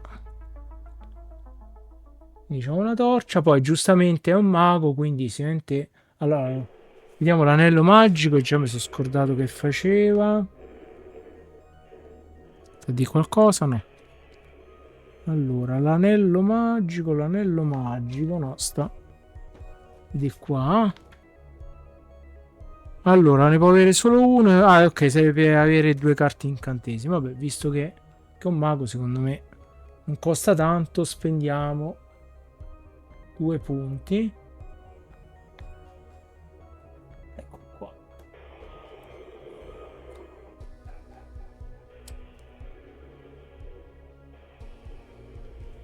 e ci prendiamo l'anello magico.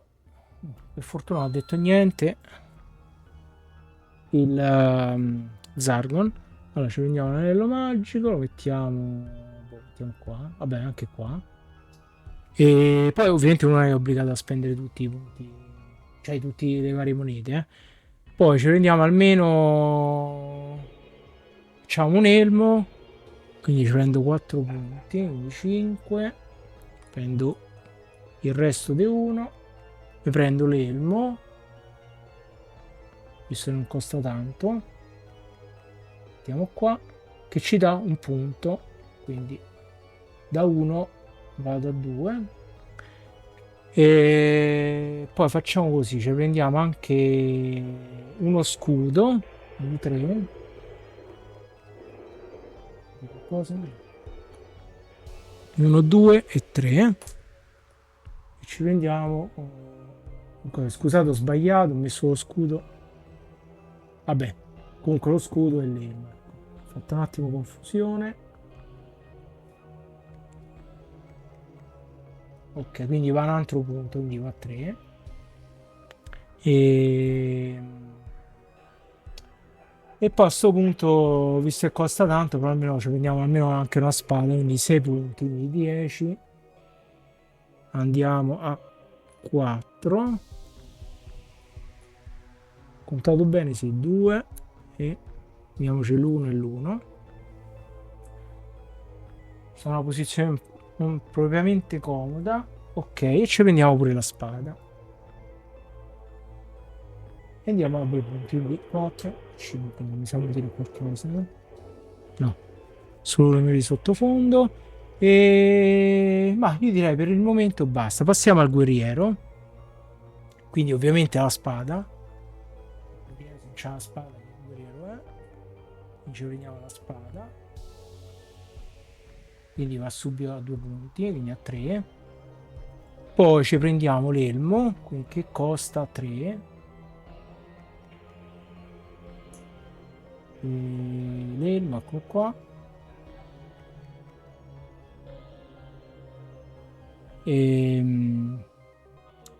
vabbè, se dovesse partire l'evento, nel caso lo iniziamo, tanto basta ripremere il tasto on e iniziare da capo, no? Purtroppo non si può, non c'è un tasto off, dovrei togliere le pile, ma è complicatissimo. Poi ci prendiamo pure qui, ci prendiamo una torcia, visto che non costa tanto, 2, con il resto di 1, ci prendiamo una torcia che può sempre servire, e mi sono scordato gli stivali elfici, mi sa, ci facevano avanzati una mossa in più, mi sembra, sì, permette di muoversi ogni turno di 1, 2 o 3, quindi diciamo che massimo 2 caselle, con gli stivali elfici ci possiamo muovere una casella in più. Qui ci prendiamo i stivali elfici, 3, un po' di casino qua, e dove stanno? Eccoli qua, stivali elfici. Allora, ho messo, no, non l'ho messo bene. Allora, qui abbiamo 2, 3, quindi va qua, perché parte da 1, quindi da 2 spade, 2 punti di spada, quindi 2, 3, più l'elmo 4, e il mago vediamo se abbiamo fatto bene, c'ha 2, controlliamo, 2, più l'elmo 1, più lo scudo 1, aspetta, parte già da 1, 2, elmo e scudo, è giusto, andare a 5, perfetto. E a sto punto, beh, facciamoci pure lo scudo, più punti, 5 con il resto di 2, ci prendiamo pure lo scudo perché comunque è sempre il guerriero, e quindi andiamo a 5. E diciamo che forse converrebbe quasi spendere tutti i punti, però generalmente mi ricordo un po', lo troviamo pure nelle varie tasse, secondo me Marco conviene spendere troppi soldi, e basta. Quindi diciamo il fortuna non ha parlato, quindi possiamo iniziare a questo punto. Allora, come iniziare per primo? Ok, dice a turno, vabbè, facciamo caso in questo momento facciamo che parte il mago, facciamo partire il mago, che dice a turno i giocatori sceglieranno una casella di partenza tra le 4 e tra queste a disposizione e poi gira subito il tassello, quindi giriamo, spero non mi sono dimenticato qualcosa. Allora, ecco qua, abbiamo trovato subito il passaggio segreto, quindi spostatevi in un qualunque altro passaggio segreto. In questo caso non ne abbiamo nessuno, quindi rimaniamo qua. Adesso possiamo decidere di muoverci, quindi a questo punto, visto che abbiamo la stanza a portata di mano, quindi mi muovo di 2 caselle, quindi 1 e 2, e entro nella casella del mostro. Quindi stiamo col mago, siamo nel primo livello, quindi premiamo il tasto del mago.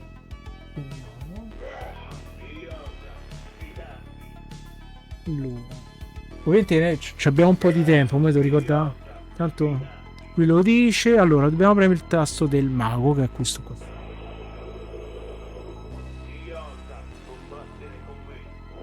Tanto lo ripete all'infinito. Ok, vediamoci col dado.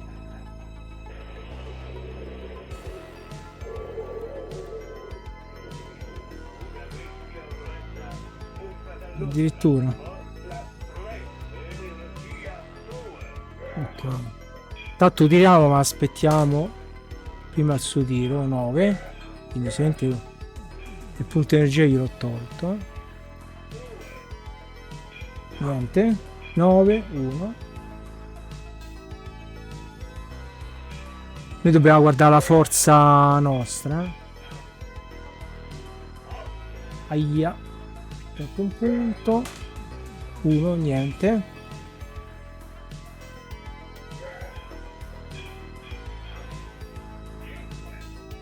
Aia, perché è pari o maggiore o uguale. 5, perfetto. No, sì. No. Ho preso per sbaglio il tasto del mago, per fortuna non è successo niente. Noi un attimo a riabituare, perché è una serie di cose che tocca fare abbastanza sbrigative. Se basti uno. Ecco. Ah no, forse ha parlato. Così manco fa in tempo a finire il turno, che già ha fatto partire l'evento casuale. Allora, vabbè, mo finiamo, ovviamente. Ok, dice di andare là, però. Allora, intanto il mostro è morto. Speriamo che ho fatto le cose fatte bene. Prendo la carta scrigno, quindi me la metto qua nel mago e basta. A questo punto ho detto va nella fucina. Ecco, infatti non vi ho spiegato che abbiamo diverse stanze segnate da dei riquadri, diciamo dei riquadri tondi, che sono delle stanze speciali che magari Zargo ci dirà di andare, oppure troviamo dei tasselli che ci dirà di andare in quelle stanze. Quindi in questo caso dobbiamo andare alla fucina che sta già nel secondo livello, quindi già ci ho avuto la prima inculata, che passo direttamente qua, e quindi sicuramente sono costretto, suppongo, a sfidare già il mostro di secondo livello, considerando che non ho preso manco una pozione stupidamente, e manco per il guerriero. Vabbè, ste cosette poi all'inizio uno gli sfuggono, poi giocandoci un po' impara. Allora passiamo quindi al livello 2, quindi il tasto del mago, sempre il mago.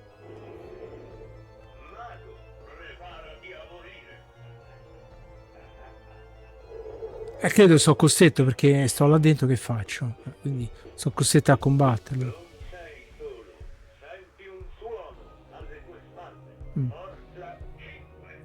Questo sarà duro. Ma forse dice muovi per primo. Vabbè, no, devo aspettare prima lui. E niente. 0, niente. Lo fa 5 o maggiore. No, niente. 8, 2. Perfetto.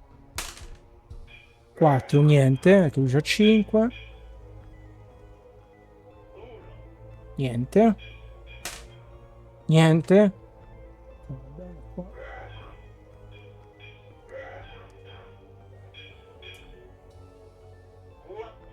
Niente.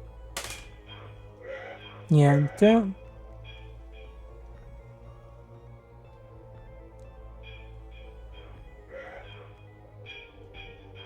Che mi devo pure curare? Sì. Non sa il mago già veramente morto. 7, vai, l'ultimo punto. Speriamo che... vabbè. 1. In realtà è proprio 3.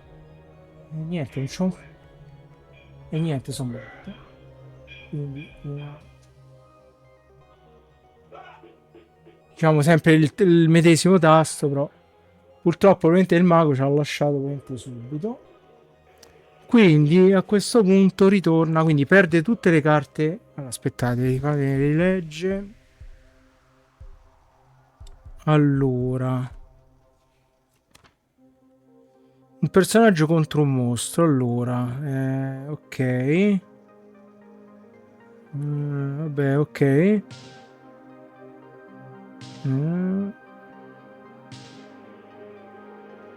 Allora, questo dice riguardo la ritirata, ma in questo caso no. Oppure se ha perso... vabbè no, questo si ha perso troppi punti energia. Ok, vediamo se dice... Ok, se l'energia del mostro dell'eroe scende a 0, il giocatore dovrà premere il pulsante del nano e del mago a seconda del livello. Quindi in questo caso è il tasto del mago, che era stato prima all'inizio del combattimento per indicare la fine del scontro. Bla bla bla. Suonerà batte un mostro ora ma io ho finito, quindi cosa sconfitto viene trascinato via. Che succedeva? Mi ricordo che perdevo la carta scrigno. Allora, vediamo che sistema per questi punti.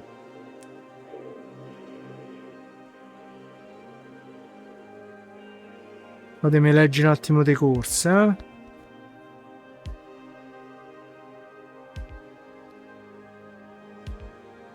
Ok.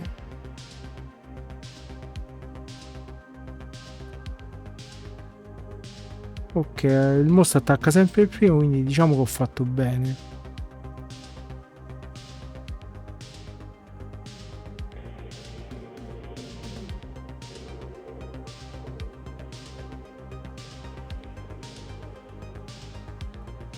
Dice riguardo il combattimento. Ti pare non diceva che succede? Vediamo se lo dice in ingresso in una stanza. Ok, forse lo dice qua, vediamo.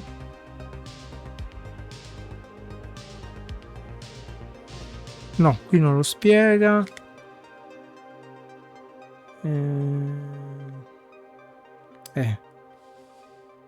Non mi ricordo il punto che diceva se il personaggio moriva.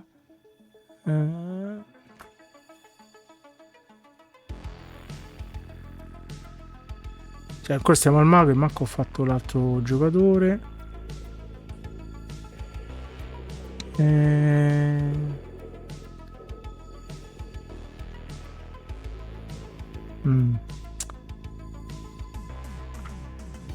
La voce di Zargon non dice niente. E non so che fare, vediamo. Questo combattimento, perché non dice niente?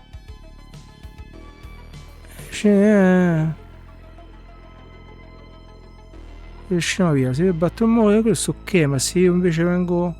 Diciamo che o guardo il regolamento di un eroe contro un altro eroe, anche se ovviamente il mostro non è mi prende le carte scrigno. Ma che succedeva? Ma dove sta scritto? Come muoversi? C'è una tastiera di corridoio. Ingresso in una stanza.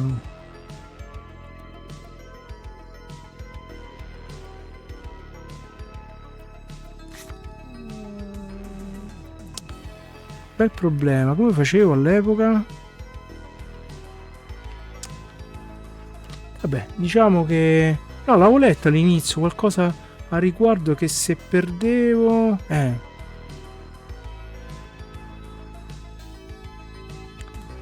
aspettate, metto un attimo in pausa, ci rivediamo tra poco. Ok, trovato, diceva proprio all'inizio, proprio nella scheda dei personaggi, e dice che ci sono la se l'energia di un eroe scende a 0 o al di sotto, egli perderà conoscenza e dovrà ritornare alla casella di partenza. Quindi diciamo il mostro non viene sconfitto, io ritorno qua, poi vediamo che succede.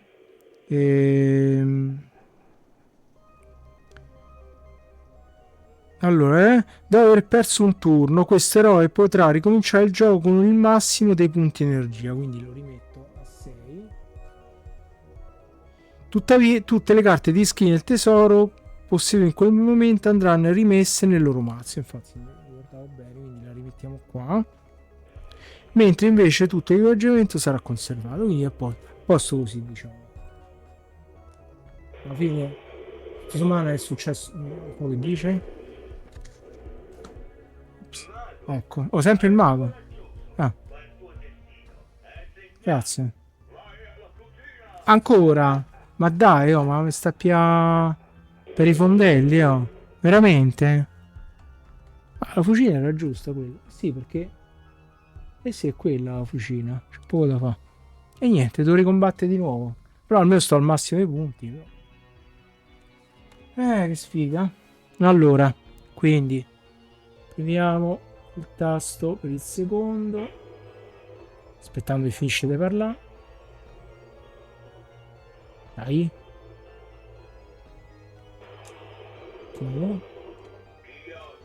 Lo so sempre io. Ok. Ma non è che c'è qualche carta. Furto di un incantesimo. Vediamo. Un po' meglio di prima, dai. Tanto lanciamo il dado. 8, quindi senti il punto energia che ho fatto perdere. Aspettiamo prima il suo tiro. Mi fa perdere pure lui, ma pure io. Ok.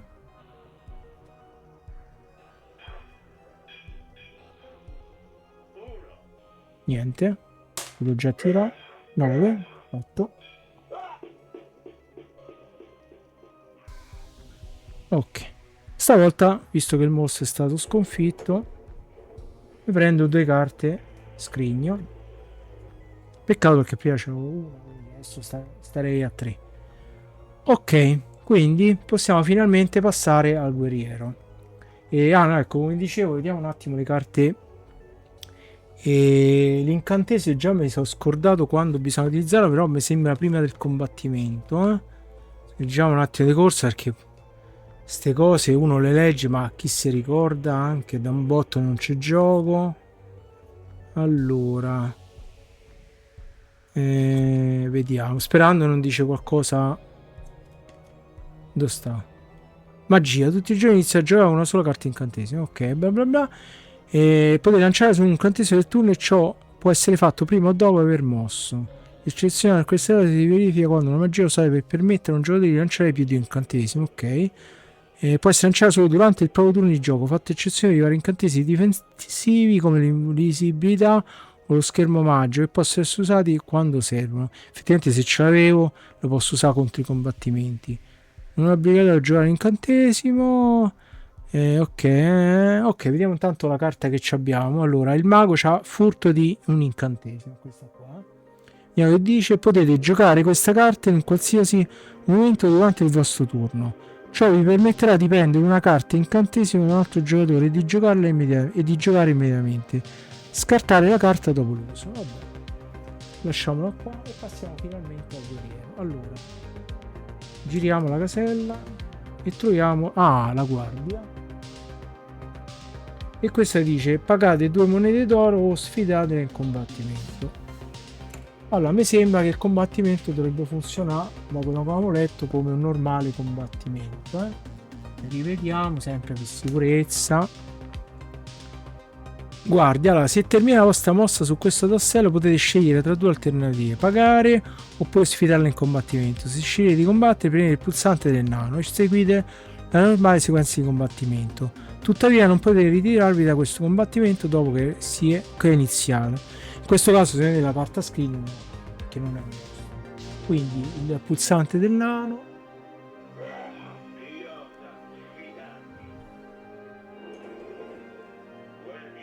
Ok. C'ho sempre 5 punti di forza.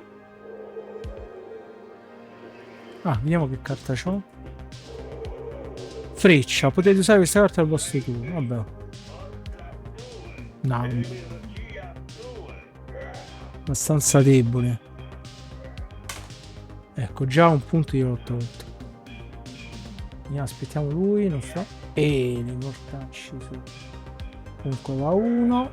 Sì, conviene un po' anticipare. Ok. Sicuramente lo 6, comunque l'ho sconfitto. Però aspettiamo il suo tiro. Niente. Ok. Ok, quindi invece di sprecare 2 monete l'ho sconfitto. Ok, a questo punto tecnicamente non mi sono ancora mosso, quindi posso ancora muovere per combattere. Oppure diciamo, leggiamo un attimo la carta incantesimo che ho. Abbiamo la freccia. Potete giocare questa carta al vostro turno. Ciò vi permetterà di prendere una freccia magica da un altro giocatore. Ok, il mago non c'è niente, quindi ce l'ha. Potete pure scartare e prendere un'altra carta, però vabbè, dovrebbe essere utile. Ma adesso ovviamente io so tutte le carte di entrambi i giocatori, ma tanto per farvi vedere una partita ad esempio. Quindi a questo punto entriamo, visto che stiamo vicino in questa stanza, il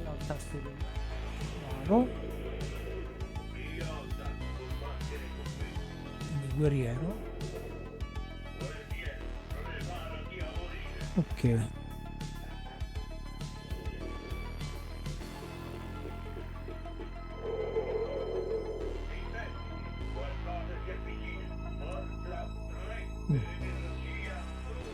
Ok, più o meno come prima. Fatto, tiriamo.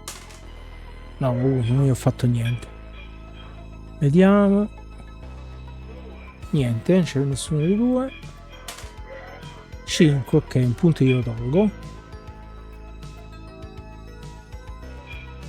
Vai. Niente, io proprio vi tolgo un punto, vai. Vediamo se è l'ultimo. Ah, io non faccio niente.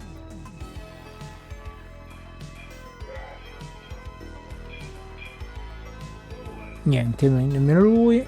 Vai. 6, senti, è morto, però dobbiamo sempre aspettare il suo tiro. Acchio.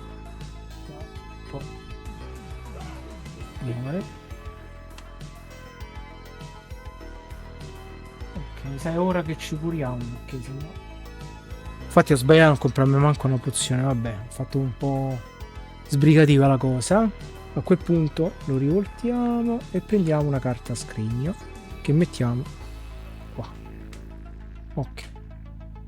E come vedete, diciamo, il funzionamento è molto semplice, c'è chissà da capire, però ovviamente un po' le strategie, magari giocando da un po' si impara, poi che adesso ci ho fatto caso che ci stanno qui i tasti di controllo, l'avevo pure visto, ma così non mi era venuto in mente che sappiamo proprio in ogni momento qual è il tasto giusto se uno magari si scorda. E ci dice pure quello che fa, appunto, registrazione del nano, primo livello di combattimento e via dicendo. Ok, ma ripassiamo al mago. Ovviamente se noi dobbiamo comprare l'equipaggiamento dobbiamo tornare nella casella questa della bottega. Quindi allora, il mago purtroppo sta là, quindi io direi di tornare indietro perché lui sta al secondo livello, è troppo anticipata la cosa. Facciamo 1 e 2, quindi vediamo che ci dà. Ah, teletrasporto. Spostatevi in una qualsiasi altra casella di corridoio di questo livello.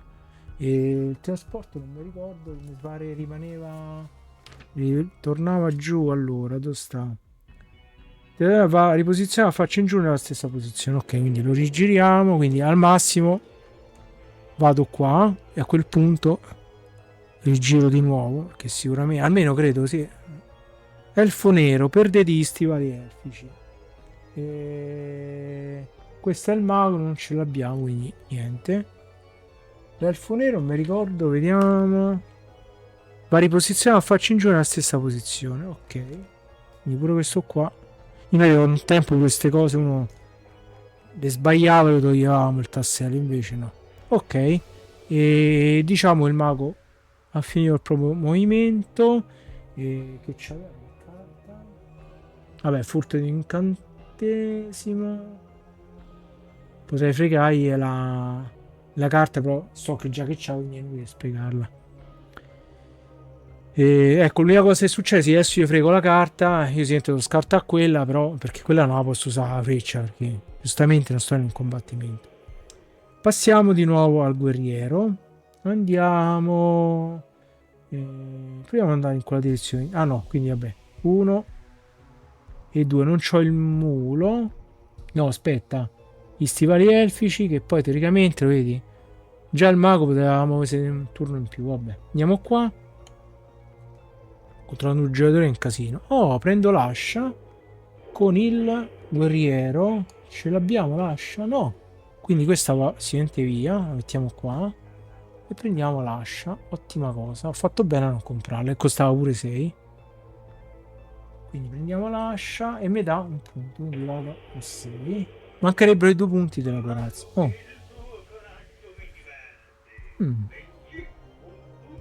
Ah, grazie.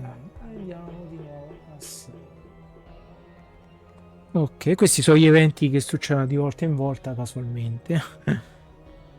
Ora, il guerriero, abbiamo terminato la mossa, non possiamo fare altri combattimenti. Ci lasciamo la carta incantesimo, passiamo al mago. Che quindi, se ho capito bene, direttamente questo non conta come una mossa, ma direttamente qui, quindi 1 e 2, che però noi abbiamo gli stivali elfici, quindi possiamo entrare direttamente nella stanza con il mostro. Quindi premiamo il tasto del naso.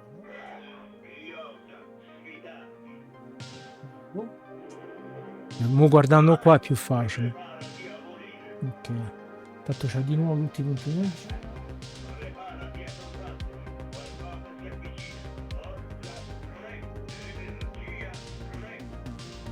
Ok, tanto tiriamo, anticipa. Ah, niente, non ho fatto. E 5. Ah, perfetto. Gli faccio un danno. Ah, mi fa un danno e poi io faccio un danno.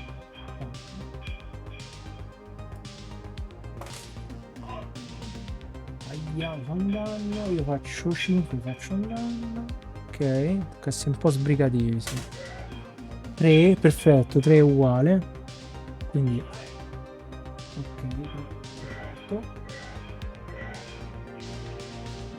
Ho fatto 3. Ha fatto perdere. Poi col mago? Sì, no, perché come al solito controllando 2 giocatori mi posso fare un attimo confusione. Quindi questo muore.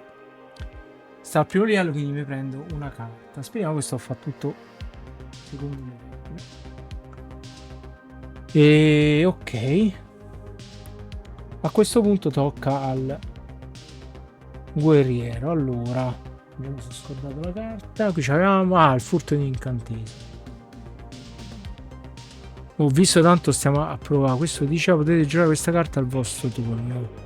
Tecnicamente potrei sfruttare, ma adesso io so che ho la freccia, quindi durante un combattimento potrei utilizzare l'incantesimo per fregargli la carta incantesimo freccia, e quindi fa perdere un punto energia al mostro, perché mi pare era questo. La freccia, dove sta? 11 va qua. E freccia, sì. E fanno perdere ovviamente al mostro un punto energia. Ok. Scartato dopo. Ok. Allora, stavamo al mago. Passiamo di nuovo al guerriero. Io faccio 1 e 2. Quindi entro di nuovo nell'altra stanza. Quindi ovviamente tocca cercare di prendere più screen possibili. Quindi primo livello. Vale. E adesso guerriero. Guerriero. Dato. Certo, mi dovrei pure curare, sta già a 4 punti. Meno male. Proviamo, scegliamo senza fregargli la carta. 8, quindi l'energia viene persa. Vai, fai meno di 6. Perfetto, ci perde. No! E vabbè. 3. La riproviamo. 7, vai.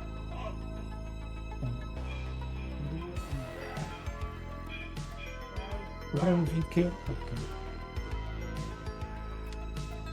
È morto. E stavamo qua, quindi questo viene. Sto giù. E prende una carta finalmente scrigna anche per il guerriero, anche se già una ce l'aveva. Però niente, ma adesso con piuttosto di andare a sconfiggere i mostri conviene ritornare nella bottega per cercare oppure scoprire qualche tassello casualmente sperando di beccare qualche cosa vantaggiosa, ecco. Allora, però sai che vi dico, fatto prima che termino scarto la carta incantesimo a questo punto, la potevo pure utilizzare, in quel caso non ho detto, oh, vediamo un po' che c'è. Amnesia. Potete giocare questa carta al vostro turno. Ciò vi permetterà di impedire a un altro giocatore di usare delle carte incantesimo nei suoi 2 turni successivi. Ok. E niente. Quindi passiamo al. Ha già fatto la mossa, quindi passiamo al mago che può fare fino a 3 punti di movimento. Quindi 1, 2 e 3. Vediamo che c'è. Ah, bottiglia d'acqua, rigenerare un punto energia, ecco proprio quello che ci serviva. E allora intanto diamo il punto. Non mi ricordo se la bottiglia d'acqua se secondo me qui mi sa qui manco segnalato, quindi secondo me questa va via, sì, senti. Certe cose non so segnale, ma questa sicuramente sì, sì. La togliamo perché comunque è stata utilizzata, quindi questa si toglie.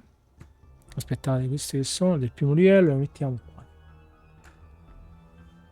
Ok, finisco qua il turno. Vabbè, qui c'è la freccia magica. Passiamo di nuovo al guerriero che vado qua. Quindi il guerriero è diretto alla bottega. Ah, strega. Perdete una freccia magica e una moneta d'oro. Vabbè, la freccia magica non ce l'ho. Purtroppo perdo però. No, questo è il guerriero. Perdo. Speriamo non mi sto a confondere con i due personaggi. Perdo una moneta d'oro. La strega. Mi sembra. Ma ripresiamo a farci in gioco. Quindi ci abbiamo pure ricordato che là c'è sta la strega. Non me lo ricorderò mai. Vabbè. Poi passiamo al mago. E... che è questo? C'aveva la messina. Allora. Facciamo. Andiamo da sta parte. 1, 2 e 3. Quindi. Vediamo che c'è. Un elmo che però mi sa. Già ce l'ho, quindi a sto punto si rimette a faccia in giù. Perché il mago già ce l'ha l'elmo. E mi sembra, vediamo un po' se è vero. Elmo. Cosa sta scritto qua? Credo.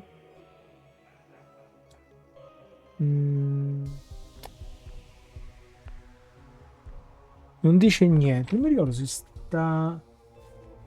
Aspettate, vediamo se diceva qualcosa a riferimento al tassello. Vediamo, equipaggiamento. Ok, se già possibile ritornare a faccia in giù nella cassetta dove le trovate. Ok, perfetto. Quindi la faccio in giù. C'è stata sta. Ah, ecco. Ah, no. Pure. Tacci sua. Facciamo, perdiamo scudo. Pure. Non è finito, mi sa. Quindi meno 1, quindi va ti dico C. Cosa 4? Non mi ha detto. Oh, scusa un attimo. Non mi ripete. Ok. Ok. Cosa uno? Ma dai, non mi ha detto i punti forza e energia. Mi sa che si può ripetere. Eh. Mm. Non ci ho fatto caso, ma non mi sembra che mi ha detto. E qui continua di 7, 1. Per caso. Facciamo un anno. Non ho capito che è successo. Magari l'ha pure detto che la forza energia, ma non mi sembra che l'ho sentito. In questo caso come ci si regola? Vabbè, facciamo conto che è successo. Allora, già mi sono dimenticato. Stavo mi sa al mago. Meno male che ho fatto solo 2 giochi di capire, se stavo a 4 giochi mi perdevo. Ah sì, che l'elmo già ce l'aveva, quindi si ripone. E passiamo al guerriero che ha i stivali elfici, quindi 1, 2, 3. Di nuovo ancora ce l'ha, niente, quindi non prende nulla. E il guerriero che c'ha... Ah, sarà amnesia.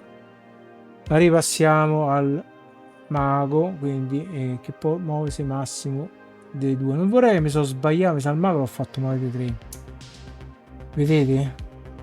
Sto confondendo le due a me, mi sa, vabbè. Pazienza, questa è una partita tanto per vedere un po' come funziona. Qualche errore ci sarà sicuramente. Quindi 1 e 2. Purtroppo il passaggio segreto, non ci stanno altri passaggi segreti. Ripassiamo al guerriero che con 3 punti 1, 2, 3 entra direttamente nella bottega. Quindi a questo punto ci prendiamo intanto, ci compriamo a questo punto 3 pozioni geologiche, il massimo che possiamo prendere. Stato stupido. Quindi 1, 2 e 3.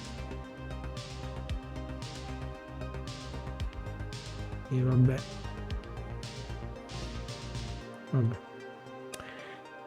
Quindi la posizioniamo qua 1, 2 e 3. Tanto comunque tocca a me, quindi a sto punto utilizzo tutti e 3. Quindi 1, 2 e 3 e riacquisto tutti i punti vita. Spero di aver fatto bene. E il turno finisce lì. E passiamo al mago, quindi 1 e 2. Ah, caso. Allora, vediamo. Il caso diceva che si scriveva qui in malo modo. Allora, quando determinate bisogna prendere il tasto caso, scegliere prima può essere positivo o negativo, però non dice. Ah, quando terminate la vostra mossa su questo tassello. Ecco, qui in questo caso la ripeto qua per errore pure qua, però non dice se bisogna toglierlo. Io secondo me, visto non c'è scritto, io lo toglierei. Quindi stava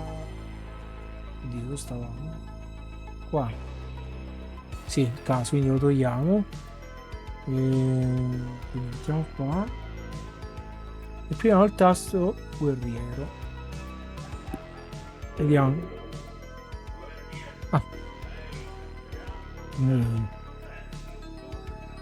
Vabbè, quindi ritocca di nuovo il guerriero e il mago, scusate, mi confondo.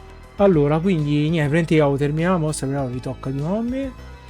E quindi nella bottega ci possono entrare fino a 2 persone, se non mi ricordo male. Sì, è così. Quindi tanto adesso non c'entro 1 e 2 perché non c'ho abbastanza mosse. Vado qua, fonte della vita. Ok, tirare il dado, se otterrete da 1 a 9 vincete una moneta d'oro. Quindi una in base al numero dei dadi. Se ottenete 10 la vostra ricchezza è prosciugata. Però aspettate, allora questo intanto va ricoperto. Sarà così, vero? Allora, se ottenere un numero compreso da 1 a Ah, no, equivalente numero di monete d'oro, quindi 9 monete d'oro, ok. Vedi? Quindi qui già specificava meglio le cose. Posiziona a faccia in giù sul tabellone nella medesima posizione. Ok. Se invece ottengo il 10, la fonte viene prosciugata e togliamo il tassello. Vediamo un po'. 3, ok. Ottengo 3 punti d'oro, 3 monete d'oro per il mago. Ottimo, visto che mi stavo regà nella bottega. Quindi quella rimane.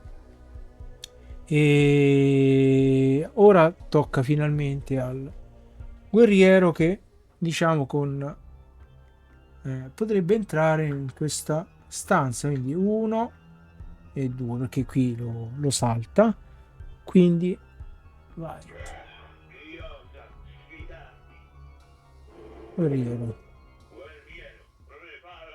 Ah, ma Guerriero non si era curato, che stupido, no? Ma che ho fatto? Ho fatto un po' di confusione, mi sa. Non erano entrate le pozioni sbagliate. Vabbè. 3 e 2. Vabbè. Facciamo caso 1, 2, 3, si è curato questo 1, 2, 3. 3. Niente, poi gli faccio perdere un punto perché ho 3 uguale o maggiore. Vi spiego che è successo. 7, quindi sente è morto. Ok, ci fa perdere un punto e muore. Ok. 7 appunto è maggiore di 3, quindi l'energia muore. Quando sono entrato qua dentro ho sbagliato perché pensavo fosse questo il guerriero. Io ho comprato 3 pozioni e si è curato 3, quindi a questo punto io l'ho fatta ritornare meno 3 e il guerriero quindi stava a 1, ho fatto no, stava a 2, quindi 1, 2, 3. Ovviamente adesso ha perso un punto e quindi vabbè, in ogni caso tanto è una partita proprio in importanza se sbagliamo qualcosa, cioè più che altro sbagliamo i punti, chi sti cavoli, l'importante è che riusciamo a capire un po' il funzionamento. Quindi il mostro viene sconfitto. Sembra facile, ma giocare con 2 personaggi mi confondo proprio. Ti prendo la carta e la metto qua. Che poi c'avevo pure la freccia da me. Ah, ecco, vediamo. Ecco. Meno male, me lo riconosce. Grazie. Andiamo da 4 a 5 minuti. Perfetto. E la carta l'ho presa. Quindi a questo punto, vabbè, diciamo che in energia stiamo pure abbastanza bene. Passiamo al mago che finalmente va a curarsi. Quindi uso le 3 monete d'oro per acquistare le pozioni che istantaneamente uso subito. Quindi sto a mettere. Quindi 1, 2 e 3. Però ci abbiamo a sto punto, visto che stiamo là, con l'altra moneta mi prendo l'altra pozione che me la tengo di scorta. Non si sa mai.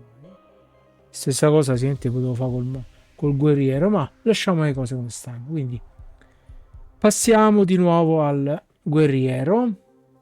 E quindi che mancano? Qui mancano altri 4 nemici. Quindi facciamo. Qui mi sono scordato, forse c'era un elmo. 1, 2. No, facciamo qua 3 visto che lui si può muovere una casella in più. Vediamo che c'è qua sotto. Ah, topi giganti. Perderete un punto energia, perfetto, poi non mi serviva. 4. E i topi giganti non mi ricordo se vanno tolti. No, qui non ne parla dei topi, quindi io in questo caso li toglierei. Sì, li togliamo, quindi via. Devo ritornare nella base per curarsi. Allora, il mago invece sta messo abbastanza bene e non c'ha più soldi, però che 7 monete d'oro potevo comprare una corazza, un botto di soldi. Allora, il mago c'ha, che poi l'anello maggio, se vedete? Ho confuso un'altra cosa, l'anello maggio devo prendere una carta in più. Qui teoricamente, allora facciamo così, quella carta che ho scartato che stava sotto, furto incantesimo, in realtà gliela lascio perché lui può ottenere fino a 2 carte. Anello magico. Facciamo così, anche se dove sta? Sì, ma sente è quello, eh. Anello magico può averne uno, permette di avere 2 carte incantesimo, infatti, vabbè. Un po' di errori si fanno giocando in 2. Allora, quindi abbiamo il ma chi sta? Che ho fatto? Il guerriero che i topi giganti? Sì, ritocca al mago, ritocca, quindi facciamo uno, vediamo che ci sta qua sotto. Ah, a caso, che ovviamente viene tolto, giusto? Non dice niente, quindi sì, io lo toglierei. Quindi caso, guerriero, vediamo. Ah, pure, dopo che ho comprato ho aspettato soldi, però vabbè, grazie. Uno, e quindi stiamo a 3, al massimo più di 3 non li può portare, cosa utilissima, quindi ho fatto bene andare su qua la casella. Ovviamente con la casualità è andata bene. Allora, guerriero, niente, a questo punto il guerriero si è costretto ad andarsi a curare perché non c'ha manco la pozione, quindi facciamo 1, 2 e 3, ci vanno direttamente e mi compro 3 pozioni, quindi questo fa, quindi 5 con il resto di 2, prendo le pozioni, ovviamente, vabbè, le uso tutte e 2, quindi una me la lascio perché, quindi 1 e 2, ok, e una ce la lasciamo, però a sto punto mi spendo altri 2 monete d'oro e mi compro un'altra pozione e vediamo con 2 punti che dovrei prendere una freccia a questo punto, anche se ce l'ho come magia, però facciamo così e ci vediamo gli ultimi denari che c'avevamo. Questa perché sta qua? Ok, diciamo stiamo abbastanza carichi. Ora ripassiamo al mago, quindi facciamo, aspettiamo, eccolo, ok. Sì, allora, visto le fiamme dovrebbe essere questo qua, vediamo. Perfetto, che tanto lo combatto un mostro, quindi grazie. E toccava pure al mago, quindi a posto. Mi ha risparmiata la fatica. Ok, quindi finisce. Vai. E mago.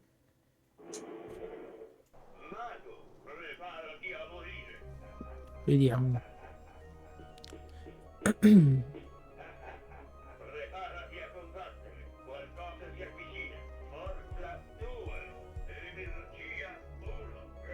Che schifo, vediamo se riesco a ammazzarlo. Oh, 4 sì. È partito una moneta d'oro, nel senso dopo la raccolgo. E niente, lui muore. Ok.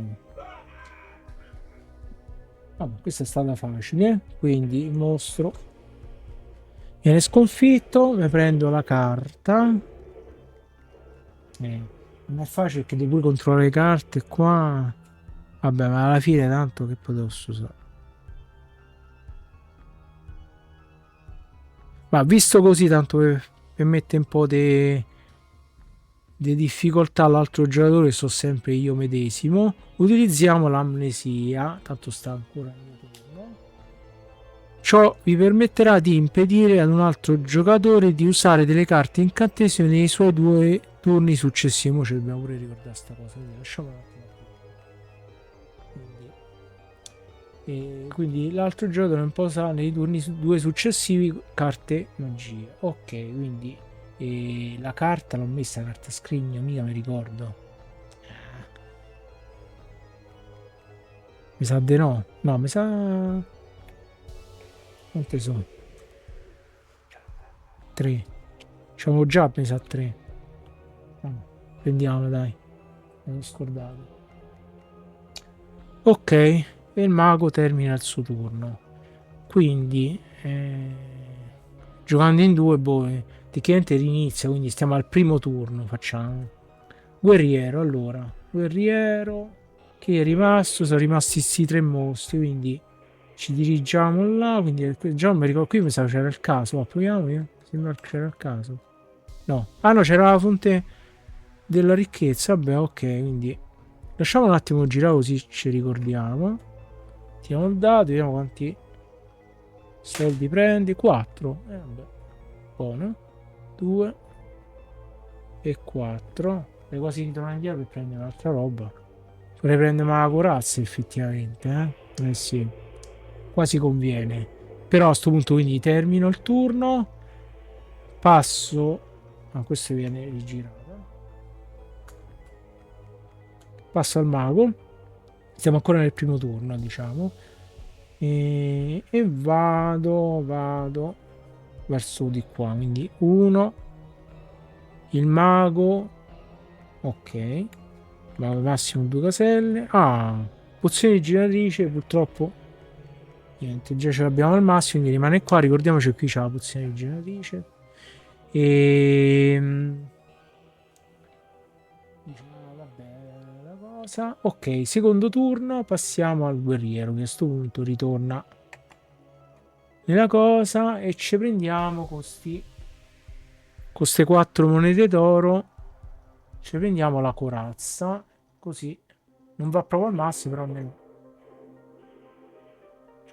un po' meglio, quindi più 2 punti, 1 e 2 va a 7. Ecco, ci mancherebbe lo scudo e purtroppo non c'ho soldi, se no andrebbe al massimo della forza. E anche qui finisce l'ultimo turno, quindi tanto vabbè qui non posso utilizzare magie, quindi tocca al mago che con due mosse va nella stanza.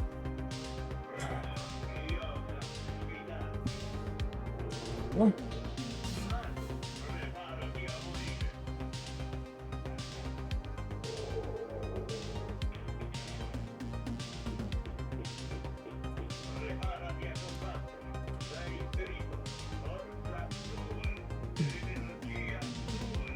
Abbastanza una pippa. Vediamo. Ok, un punto energia io lo perdo. Meno di 5. Perfetto.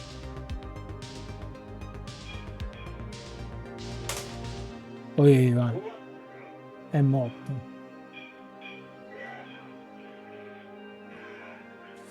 Ok. È andata bene questa botta. Quindi mostro. Prendiamo subito la carta scrigno. Ok. A questo punto l'amnesia ha finito il suo effetto. Speriamo che abbiamo contato bene i turni. E ovviamente prendiamo tunnel. Potete giocare questa carta. Puttana, vediamo.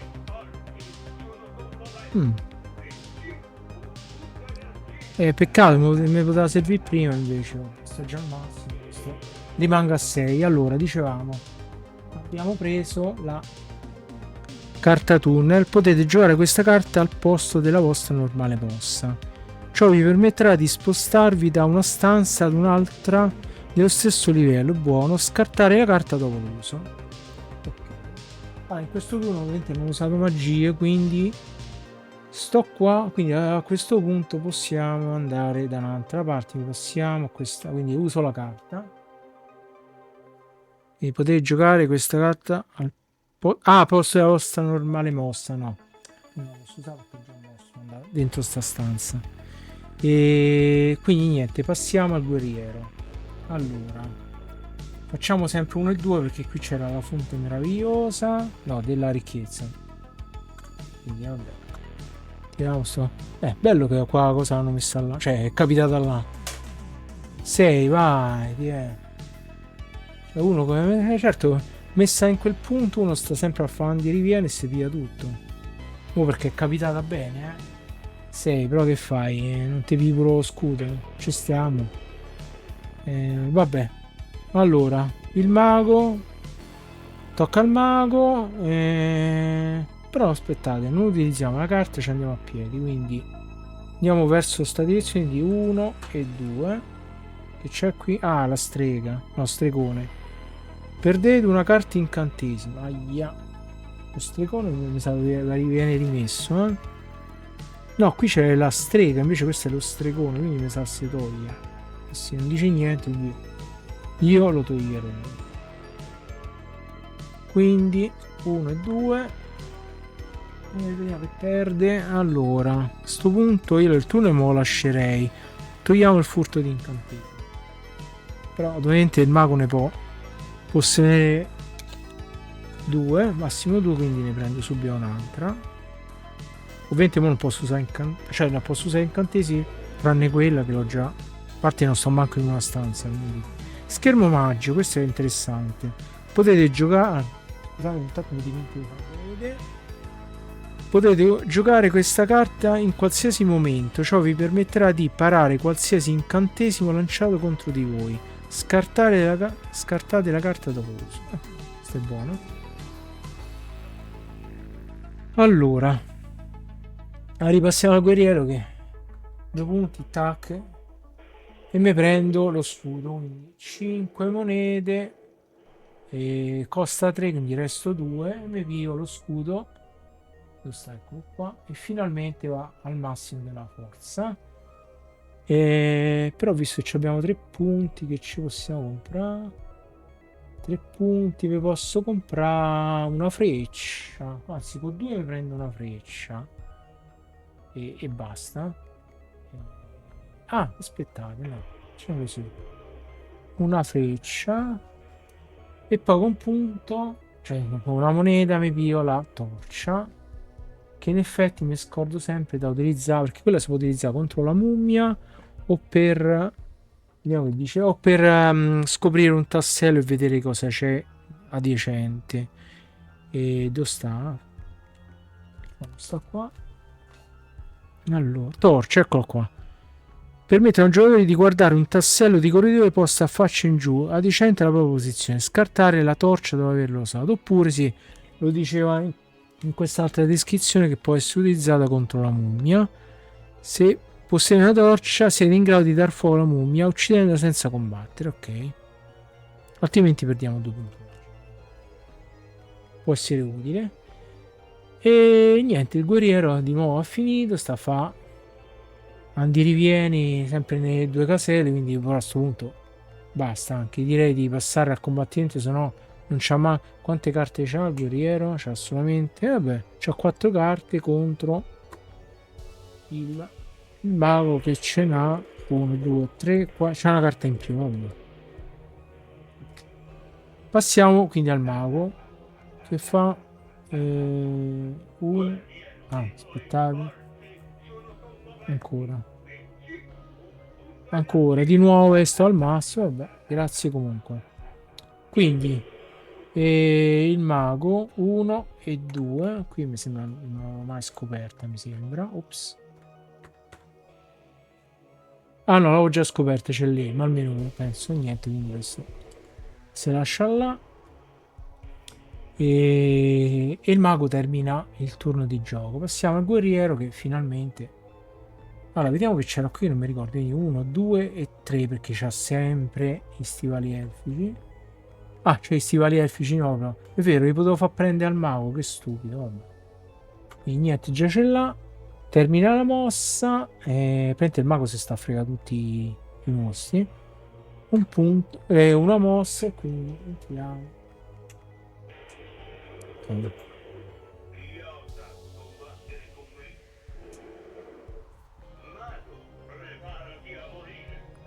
Alloriamoci.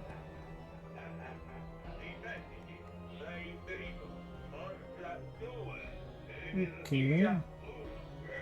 Oh, perfetto, vediamo se è già morto. Infatti è morto. Vediamo se ci fa perdere qualche punto.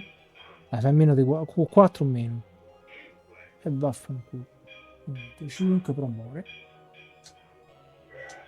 Ok, perché ho fatto 9. C'ho 2 punti forza.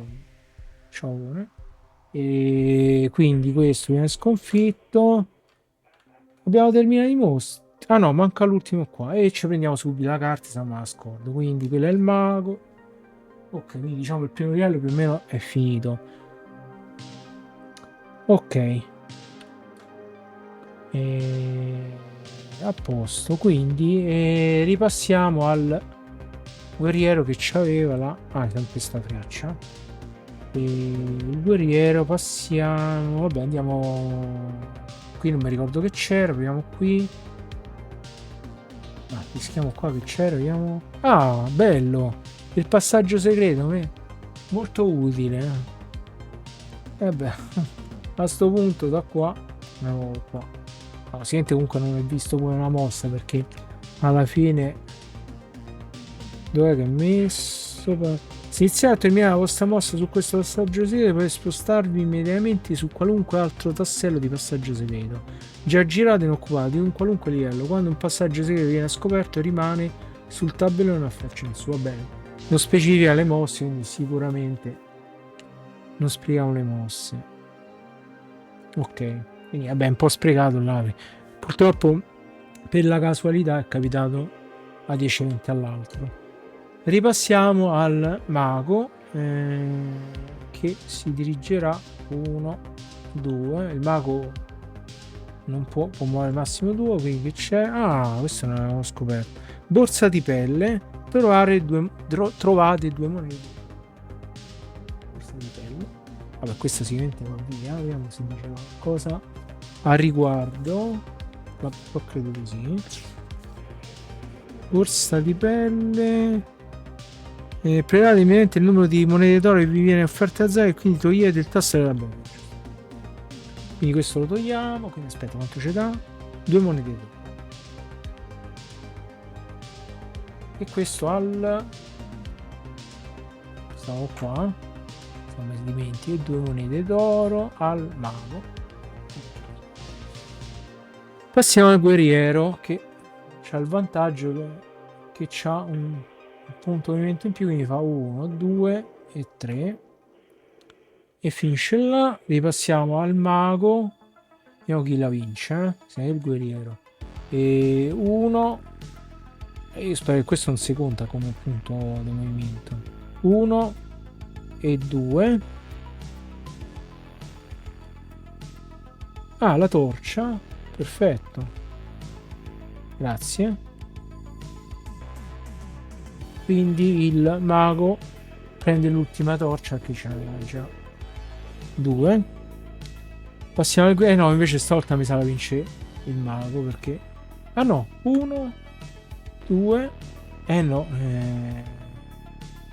e 3, però a sto punto si metto qua, uno è uguale. Ah, proviamo questa qua, mi sento fortunato. Nano amico, giocato ancora per un turno, che culo. Secondo me questo va via. Quindi niente, gioco di nuovo, quindi l'ha vinta il mago, quindi. E il guerriero, scusate. 1. Ok, aspettiamo 10. Mettiamo qua. Pure. Grazie. Quindi, 2, 1 e 2. Ciao, il mago prima che inizi a parlare. Guerriero.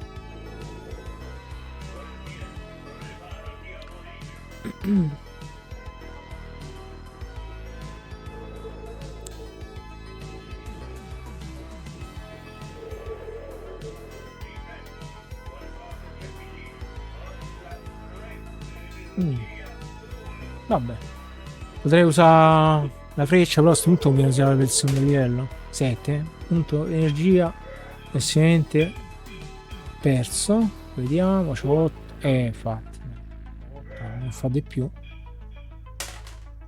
4 è morto. Guerriero, giusto, sì. Dai, non fa 8. Ok, è morto. Ok, i mostri nel primo livello diciamo che l'abbiamo terminati. Prendiamo la carta, scrigno e la posizioniamo qua. Ok, e diciamo che il guerriero ha 2 monete d'oro che potrebbe ritornare Però alla fine per prendere l'anello magico o qualche pozione, però vabbè. Proviamo adesso a passare il turno, quindi passiamo di nuovo al mago che purtroppo non sa che fa. Potrei pure andare a vedere tutti i vari tasselli per vedere che c'è sta, però è anche un rischio, quindi a questo punto passiamo direttamente al secondo livello, anche se il mago c'ha un punto di meno, però possiamo pure, tocca a me, diciamo, tocca al mago, quindi utilizziamo una pozione e mi curo di un punto, ok.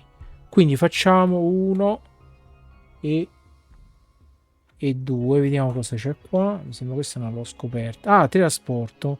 Spostatevi in qualunque altro spazio di questo livello. Quindi, vabbè, non posso trasportarmi al nuovo livello, quindi rimaniamo qua. Che c'è al mago? Ah, il tunnel, cioè permetterà di spostarvi da una stanza però all'altra, ma non sta in una stanza, e lo schermo magico che per parare qualsiasi incantesimo, che si può giocare in qualsiasi momento, mentre questa potete giocare questa carta a posto della normale mossa. Ok.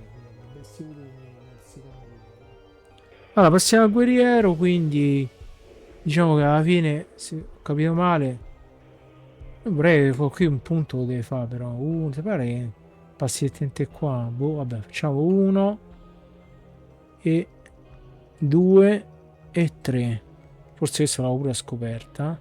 Ah, il teletrasporto, ok. Spostatevi in qualunque altra casella di corridoio di questo livello, quindi a questo punto andiamo qua. Ah, trappo, pozzo. Perdete un punto energia, ci voleva. Il pozzo, vediamo, intanto mettiamo qua per ricordarci, vediamo se va tolto. Se il tastello è riposizionato a farci in ginocchio, quindi ci dobbiamo ricordare che qui c'è sta il pozzo, vabbè. Ma tanto è difficile, uno ci va, visto che ormai no. Ah, ma il mostro è stato pure sconfitto, quindi potevamo andare dall'altra parte, vabbè. A sto punto vado qua. Ok, quindi il turno finisce e passiamo al mago che fa 1 e 2, non mi ricordo, vediamo. C'è il caso. Il caso mi sembra va, mannaggia, non mi ricordo queste cose. Il caso non dice niente, quindi come ho fatto prima lo togliamo, quindi è qua, giusto? Ma io come metto qua se non mi scordo, ok, quindi lo togliamo, facciamo subito il caso, dai, smetti di parlare. Usiamo il tastiero intanto. Ok. Mm. Ah, 5. Vabbè, meno male c'ho qualche pozione però. Per adesso rimaniamo così, quindi il mago ha finito. Passiamo al guerriero che con 1 e 2 va nella tana. Nella stanza. Il santo di secondo livello. E guerriero. Giusto, sì. Qui sarà un po' più dura. I mostri di secondo livello.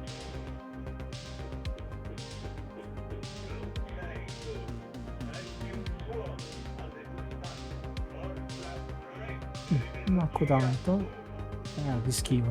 Ci è andata bene, diciamo. Vediamo. 8 è morto. Tasto giusto ho premuto perché ho premuto il mago per il secondo livello. Ok, è morto. Riprendiamo il mago. Ok, avevo fatto 8. Quindi a questo punto questo viene girato e ci prendiamo stavolta 2 carte scrive perché stiamo al secondo livello. Chiedo da a guerriere. Ah, però aspettate. Ma che sto a fare? Massimo non più dei 6, 1, 2, 3, 4, 5 e 6. Solo se c'ho il mulo. Infatti conviene prendere. Se vediamo che quanto sta nel caso. 1, 2, 3, 4 e 5. Ok. Alla fine il gioco sicuramente non dura tanto. Come almeno. È più, mi sa, più lungo fa tutto la preparazione che mi sa il gioco stesso. Molto semplice poi alla fine. Anche se qualche meccanismo secondo me. Vabbè. Lo rivedremo un po' alla fine. Ah, vediamo. Ok.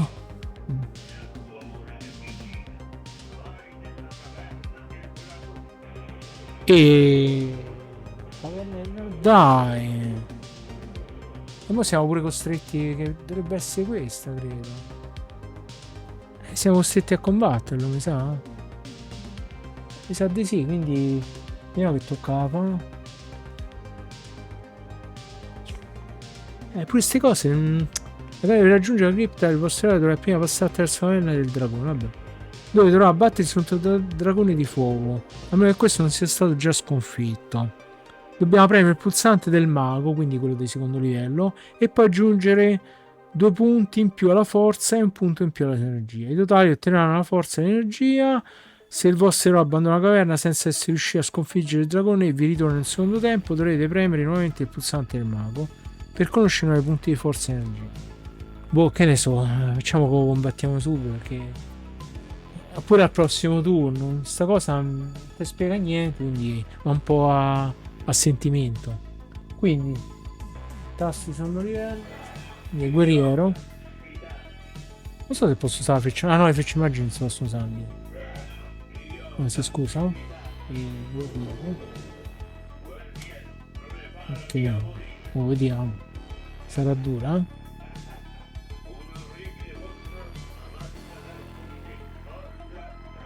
Ok, 4 5. Ah vabbè dai, non anda peggio, no? 9, ok, quindi un punto io faccio. Perfetto, niente. Vai, e vai, dai, la sconfitta. Perfetto. Mi è andata veramente bene perché purtroppo al secondo livello può capitare, che ne so, magari forza 6, non so quanto arriva al massimo, però oppure ti apparecchia energia, quindi c'ho meno chance. E quindi il dragone è stato sconfitto un po'. Vediamo. Ops. Okay. Vediamo che succede. Allora, la cosa, il video sta veramente lungo. Io metterei in pausa e passerei direttamente all'attacco. Magari ci gioco un attimo, anche se quello continua a parlare, perché sennò veramente questo video dura 4 ore. Cioè, avevo detto che non durava tanto, però alla fine mi sa che poi mi ha detto la prima botta lo sconfiggo. Tanto vedete che succede e poi smettiamo. Allora, quindi una volta che bla bla bla, se vabbè, quindi se lo sconfiggo, quindi non posso usare incantesimi, frecce magiche, nelle immagini o stivali elfici. Invece ha messo l'uso delle pozioni rigeneratrici che effettivamente posso usare in qualunque momento. Vabbè, in questo caso sto al massimo. Non dice niente, quindi niente, l'ho sconfitto e basta. Allora, facciamo così, mettiamo in pausa e vediamo se riesco ad arrivare in un punto giusto e poi ci riprendiamo. A fra poco. Allora, rieccoci qua.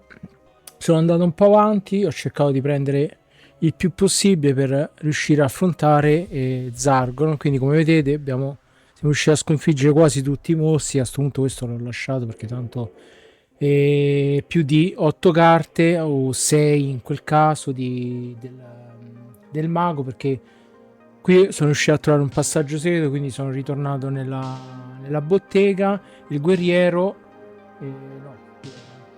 il guerriero è riuscito a comprarsi il mulo e quindi dopo aver sconfitto i vari mostri sono riuscito a ottenere 3, 4, 5, 6, 7, 8 carte massimo, mentre il mago non aveva soldi, quindi diciamo l'ho mandato direttamente, lo sto mandando diciamo pure lui a provare a sconfiggere il Zargon, però ovviamente non al mulo, quindi in realtà è riuscito rimanere con vediamo 1 2 3 4 5 6 il massimo che può ottenere. Siamo riusciti a prendere qualche torcia, qualche freccia magica, diciamo, ecco così. E quindi diciamo adesso tocca al guerriero e quindi proviamo a andare. Quindi il guerriero può muovere fino a 3, perché però aspettate, no, gli stivali elfici non possono essere utilizzati nella cripta, mi sembra. Vediamo, perché c'era scritto Zargon, ok, bla bla bla. Intanto 12 punti forza e 12 punti forza. Bisognerà premere il tasto del guerriero, no, del barbaro, che è il combattimento con Zargon. E non mi ricordo la voce di Zargon. Sarebbe la cripta in realtà.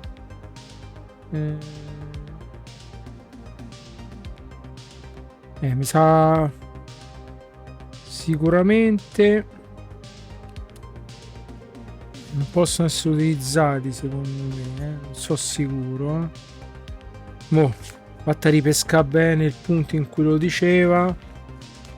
Sto cercando di leggere così velocemente, però se già questa è la voce di Zargon, è una cosa, un evento casuale. La caverna, la cripta di Zargon. Nel terzo non si possono usare incantesimi, quindi frecce magiche, anelli magici o stivali elfici, quindi diciamo il guerriero in questo caso potrà muoversi non so se capita qualche evento e lo fa ritornare indietro, purtroppo speriamo di no. Allora il guerriero quindi si muove di 2 caselli, quindi 1 e 2, vediamo che c'è qua. Allora, palla di fuoco ovviamente, lanciate un dado, se eccolo qua, se ottenete un numero pari la palla vi è mancato, se ottenete un numero dispari siete stati colpiti e perdete 2 punti energia. Vediamo se ci va bene. Era pari, quindi la palla ci ha mancato, quindi questo si toglie, lo mettiamo qua. Ora tocca al mago che fa 1, io spero che questo qui dovrebbe essere un punto sì per entrare nella cripta, 1 e 2, quindi potevo pure aspettare che nel frattempo i tasselli vengono tolti. Pipistrelli e vampiri, perdete un punto energia, perfetto. Questi tasselli li toglierei, che ne so. Allora il mago perde 2 punti, un punto energia. No, un punto energia. Quindi va a 4, a questo punto utilizza 2 pozioni rigeneratrici e si ricarica al massimo. E mo non ha più pozioni per curarsi. Poi passiamo al guerriero, quindi 1 e 2 va qua, che dice dardo avvelenato. Ovviamente qui sono tutti così svantaggiosi. Perdete un mercenario o un punto energia. Vedi, il mercenario effettivamente potrebbe servire in questi casi. Niente, perde un punto energia. No, scusate, questo è il guerriero. Che cacchio ho fatto? Ah sì, il guerriero. Non c'ha il mercenario, perde un punto di cielo, per fortuna alla pozione, quindi almeno una la usa e ritorna a 6. Mi sembra ho fatto mago prima, mannaggia, con questi errori. Quindi va qua e a questo punto io per non rischiare faccio 1, tocca al guerriero che va vabbè, diciamo va là sola, se no mettiamo qua, se no rischiamo di premere il tasto start. E quindi premiamo il tasto del combattimento con Zago, che è il barbaro. E guerriero. Però in questo caso... Vabbè no, in questo caso sì, c'ha 12.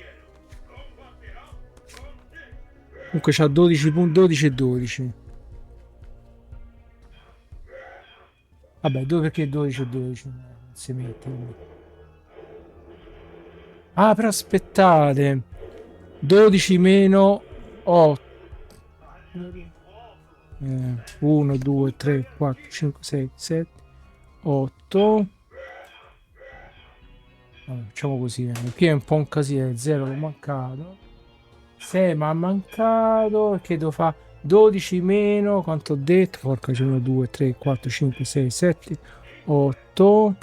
12 meno 8. Porca miseria. La 10 meno 8 fa. Mi sta a confondere. 2 più 6, quindi 6, 6, 12.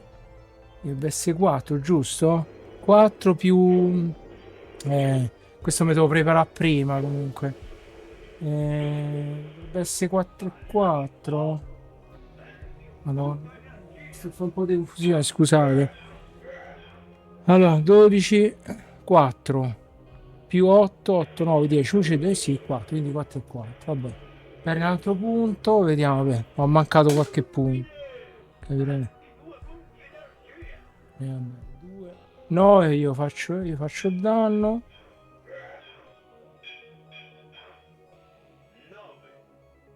e niente, perde niente. 6 2 vai, vediamo se riesco a sconfiggere. Sento ho sbagliato qualcosa. Niente, tocca a me. 2 non gli faccio un cavolo. Posso usare la pozione per curarmi. Eccolo. Vediamo come fa. Tanto tiriamo. 5, ok.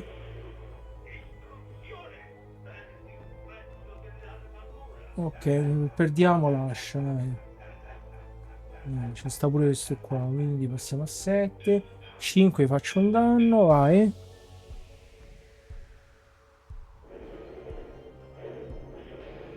Vediamo, si lancia fuori. Che poi non è detto a botta riusciamo a sconfiggere. Ecco. Okay. Ultima chance. 0, niente. Ops.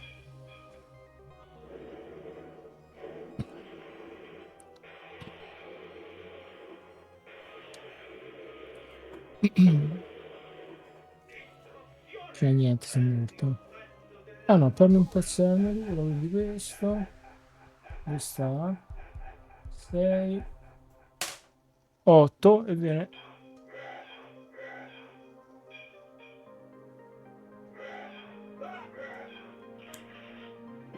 Praticamente sconfitto, sono fatto tutto bene, ma si sente qualcosa ho saltato. Beh, diciamo, facciamo conto che l'abbiamo sconfitto. In questo caso, ovviamente da quello che mi ricordo, lui continuava comunque a parlare perché ovviamente non è che sa. Effettivamente se l'ho sconfitto sono stato sconfitto io, non tiene conto di sta cosa. Infatti se sentite ancora continua a parlare. Da quello che mi ricordo continuava a parlare, però in realtà il gioco è finito perché in realtà l'ho sconfitto. Vediamo che dice. Allora, se Zargo vince il combattimento, egli ritornerà immediatamente ad avere tutti i suoi 12 punti sia di forza che di energia. L'eroe sconfitto dovrà ritornare sulla sua casella di partenza e tutte le sue carte e scrigne saranno collegate nella caverna del dragone. Vabbè, diciamo che in questo caso quindi il gioco termina qui. E spero che sia stato abbastanza chiaro il funzionamento. Poi c'è sempre qualche regola che rimane in dubbio su come funziona, come sempre, ma questo è un po' tutto. Tutti i giochi un po' hanno questa caratteristica.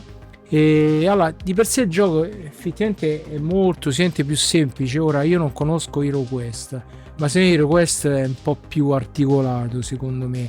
Questo c'ha di bello che abbiamo questa plancia un po' più diversificata e poi questa voce e degli eventi casuali che, ecco, che mettono un po' di cose, fanno cambiare un po' di cose casuali durante l'avventura dei nostri eroi. Quindi comunque da piccoli sicuramente questo gioco era molto affascinante. Ecco, adesso si vede che è un gioco molto privo di molte cose, però comunque secondo me per qualche partita comunque è divertente, sicuramente abbastanza veloce. Io sicuramente mi sono dilungato sia con i regolamenti che comunque anche con i turni di gioco. Come dicevo, qualcosa sicuramente ho sbagliato, però al di là di quello comunque secondo me resta un gioco carino da fare e è abbastanza comprensibile, ecco, a parte le poche cose che non si comprendo il tutto, poi al massimo uno ci mette del suo